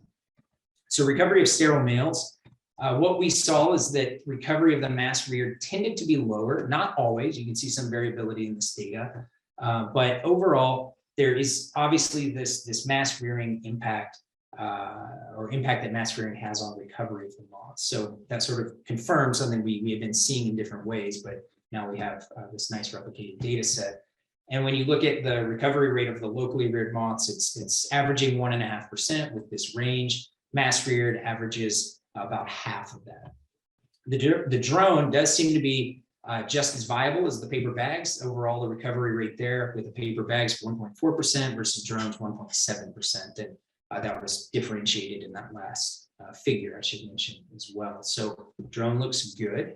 The mating table data, I'm just showing you data from the almond block. The pistachio block data looks very similar to this. And it's really hard to understand what's going on here because of the large number of unknown spermatophores that we found. You know, so if you're comparing the proportion of females mated under these different release conditions, it's really hard to know how to compare these things if you have these large numbers that we can't tie to a wild or a marked sterile moth. So let me emphasize, this is not for lack of effort. There is a small army of lab assistants going out to look at these mating tables pre-dawn every day through that May to September period and catching those moths. So there's just some fraction of the population that kind of gets away, but with this many mating tables running, you need a better way to catch them rather than just hoping to get there in time. So I'll talk a little bit more about some efforts in that area in a second. This is showing the females, comparing mass reared to locally reared females, the timing at which they would be most successful at attracting a wild male. And we would look at this kind of separating the data by the first, second, and third night of exposure. And what we saw confirmed some of those ideas about this photoperiod adjustment. So the local moths here in blue, they're photoperiod adjusted. You don't expect them to really change in subsequent nights. Whereas the mass reared ones, you would think based on our previous data, lower mating on the first night and then increasing on the second and third nights. And you do see that here in the pistachio block, less so in the almond block, some statistical significance, but still numerically moving upward as you have that moth sitting in the field for a longer amount of time. She seems to be better and better with each night at being able to call and mate with males. The sterile males, they do consistently find sentinel females. We do see this drop off in the third night, which could say either they're dispersing out of the block after those first few nights, or as they successfully mate, they stop looking for partners. But point is, the males are able to find these sentinel females. So key points here: sterile females consistently attract wild males. There's a photoperiod issue I've already mentioned. Sterile males consistently locate sentinel females with some activity declines. And then the issue of these unknown spermatophores is something that we really need to tackle this year. So already we've been looking at multiple approaches to this using either dyes or DNA markers or isotopes. There's a lot of different routes you can take, which would basically allow us to set out a mating table and not worry about getting there in time to catch them in copula. You could show up later in the morning, take the female dissector, and then test the spermatophore to know whether or not it came from a wild or a sterile moth. So we've had some preliminary success already. New postdoc working with us, Nicole Colbert, who has a lot of experience with SIT for mosquitoes, was able to feed a male dye, a different type of dye. It stained the inside of his body. He mated him with a female who didn't have any dye. And then when we pulled out the spermatophore, it's here in the photo glowing under UV light. So we're able to identify it. Lastly, getting into this dispersal and impacts on wild navel orangeworm, we did conduct a large block experiment where we had paired blocks with and without SIT. This is using the standard mass reared moths out of Phoenix, standard transport, using the airplane that they have to do the releases. These were paired 40-acre plots with non-Perot, no mating destruction, and we looked at navel orangeworm abundance, egg deposition, and crop damage. So the wild male activity tended to be lower in the sterile insect blocks. And I'm just showing you kind of preliminary results here from each of the pairs of the sites. And this similar trend was observed for wild female activity. It was actually quite a bit more pronounced in the sterile insect blocks as well.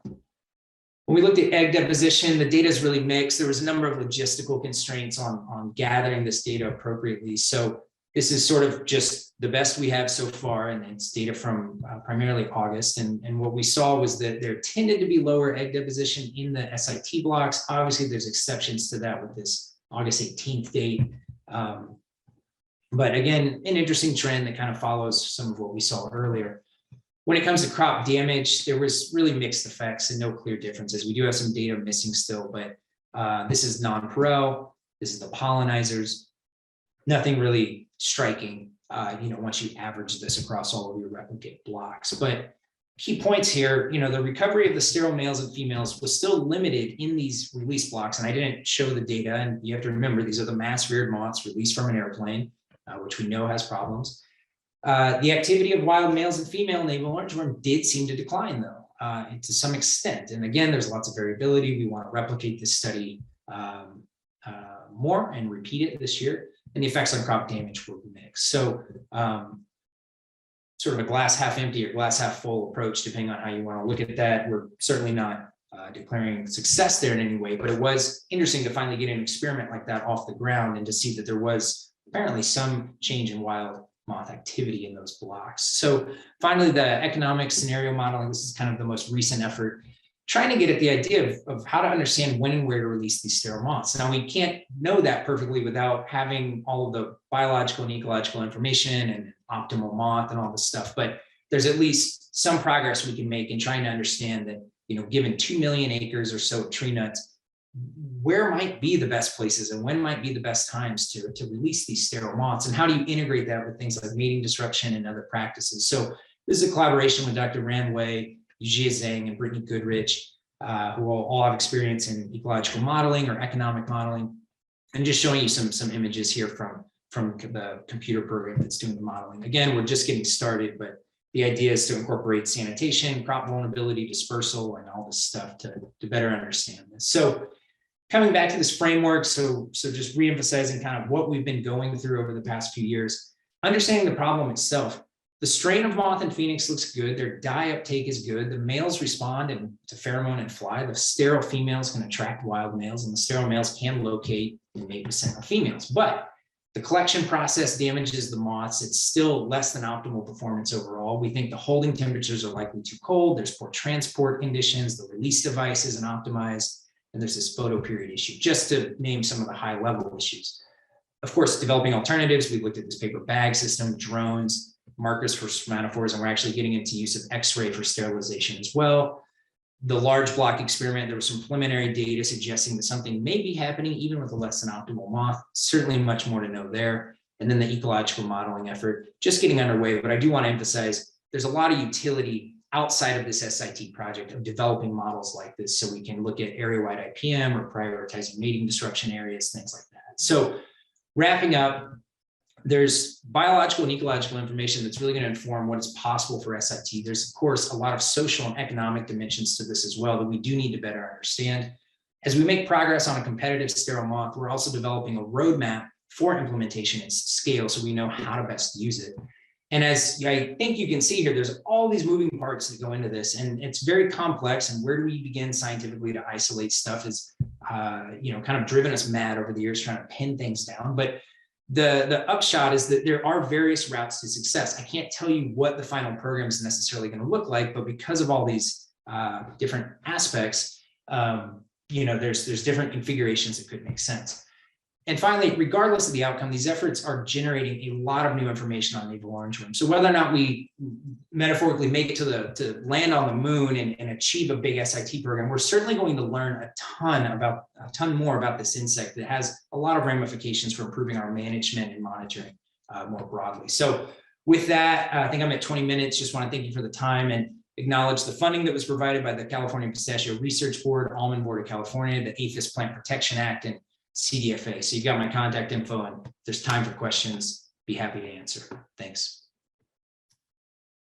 Great. I'm not actually seeing any specific questions on SIT, but your poll is coming up. So encourage people to answer those questions as we wrap up our day today. Yeah, if you have any last minute questions, go ahead and throw them in the Q&A. Of course, once the meeting's over, the opportunity to get those answered will go away. So do that quickly. Let's see, I just got one. So Houston, are you looking for additional acres to drop moths in the coming years? Yes. It looks like you've got an offer. So I'd encourage you to answer that question and open up a dialogue there to do that.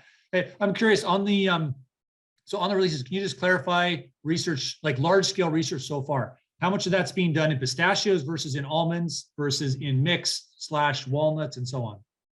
So those paired plots were almonds. Our dispersal study was in pistachios, and I didn't present any data there because we haven't finished processing it. It's an enormous amount of trapping that we did there.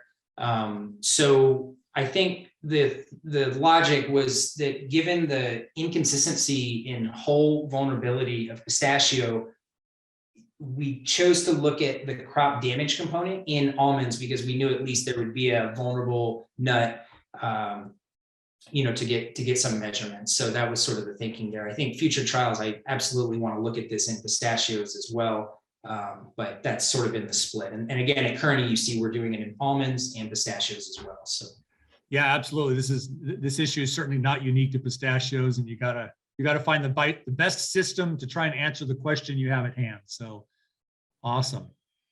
Okay, well, we'll give people a minute to finish the poll questions here.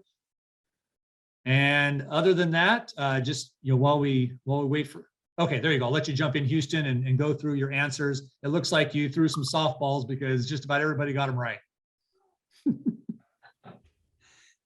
Not everybody, 9%. So when a sterile navel orangeworm mates with a wild navel orangeworm, no viable offspring are produced. That's true. So they're sterilized and that spermatophore gets moved, or the female is sterilized and a wild male mates with her, and they may lay eggs, but the eggs won't produce viable offspring. The overflooding ratio is the ratio of sterile to wild insects in an orchard. That is true. So that's, again, how many sterile moths do we need to put into an orchard relative to the number of wild moths that you have there in order for them to start mating enough to drive that population growth into the negative direction. Awesome. Well, thank you, Houston. Greatly appreciate you being here. At that, I think we're gonna close up the meeting. I'll turn over to Kelly in just a second here to wrap up some logistics, but thank you so much for coming. Those of you that were here today as well as yesterday. And sorry we couldn't be in person again this year. I think you all understand the scenario with that, but wish you all the best of luck, stay healthy, and let's do what we can to take care of this COVID thing. So next year we can get together face to face at the Visalia Convention Center, shake some hands, share some smiles, and hopefully we can see you there. So Kelly, thank you very much for all the logistics that you've done on the university side, and we'll let you do some final close us out. Thanks so much, David. Yeah. So on the screen, you should be seeing the continuing education units. Sorry that it says Tuesday, January 12th. I didn't get that changed from last year, but anyway, for today. So go ahead and open the CCA app with your phone, take a picture of that QR code, and you can automatically get the CCA credits. And if you can't do that, just send us an email. We'll get it taken care of. For DPR, I'm going to email you an exam. Please don't log off and instantly email me asking where the exam is. I promise you it will come before 5 p.m. today. So do not worry. I will send it before 5 p.m. today. Take the exam. You have a week to take it, and you'll get results a week after that. I recommend the sooner that you take it, the sooner you'll get results and the sooner you'll be able to retake it if you need to, but looks like everyone did a really good job, so you probably won't have to do that. Last thing, we would love it if you could evaluate the conference. Julia is going to go ahead and drop that link in the chat so you can copy it, or you can take another picture with your phone and it'll directly take you. You can fill it out now. It's really short. Shouldn't take you more than 5 or 10 minutes, and we'd appreciate the feedback. So if you could go ahead and do that. And then that's it. So I'm going to leave this up for another minute or two, and then I'll close the meeting. But thanks to everyone for being here.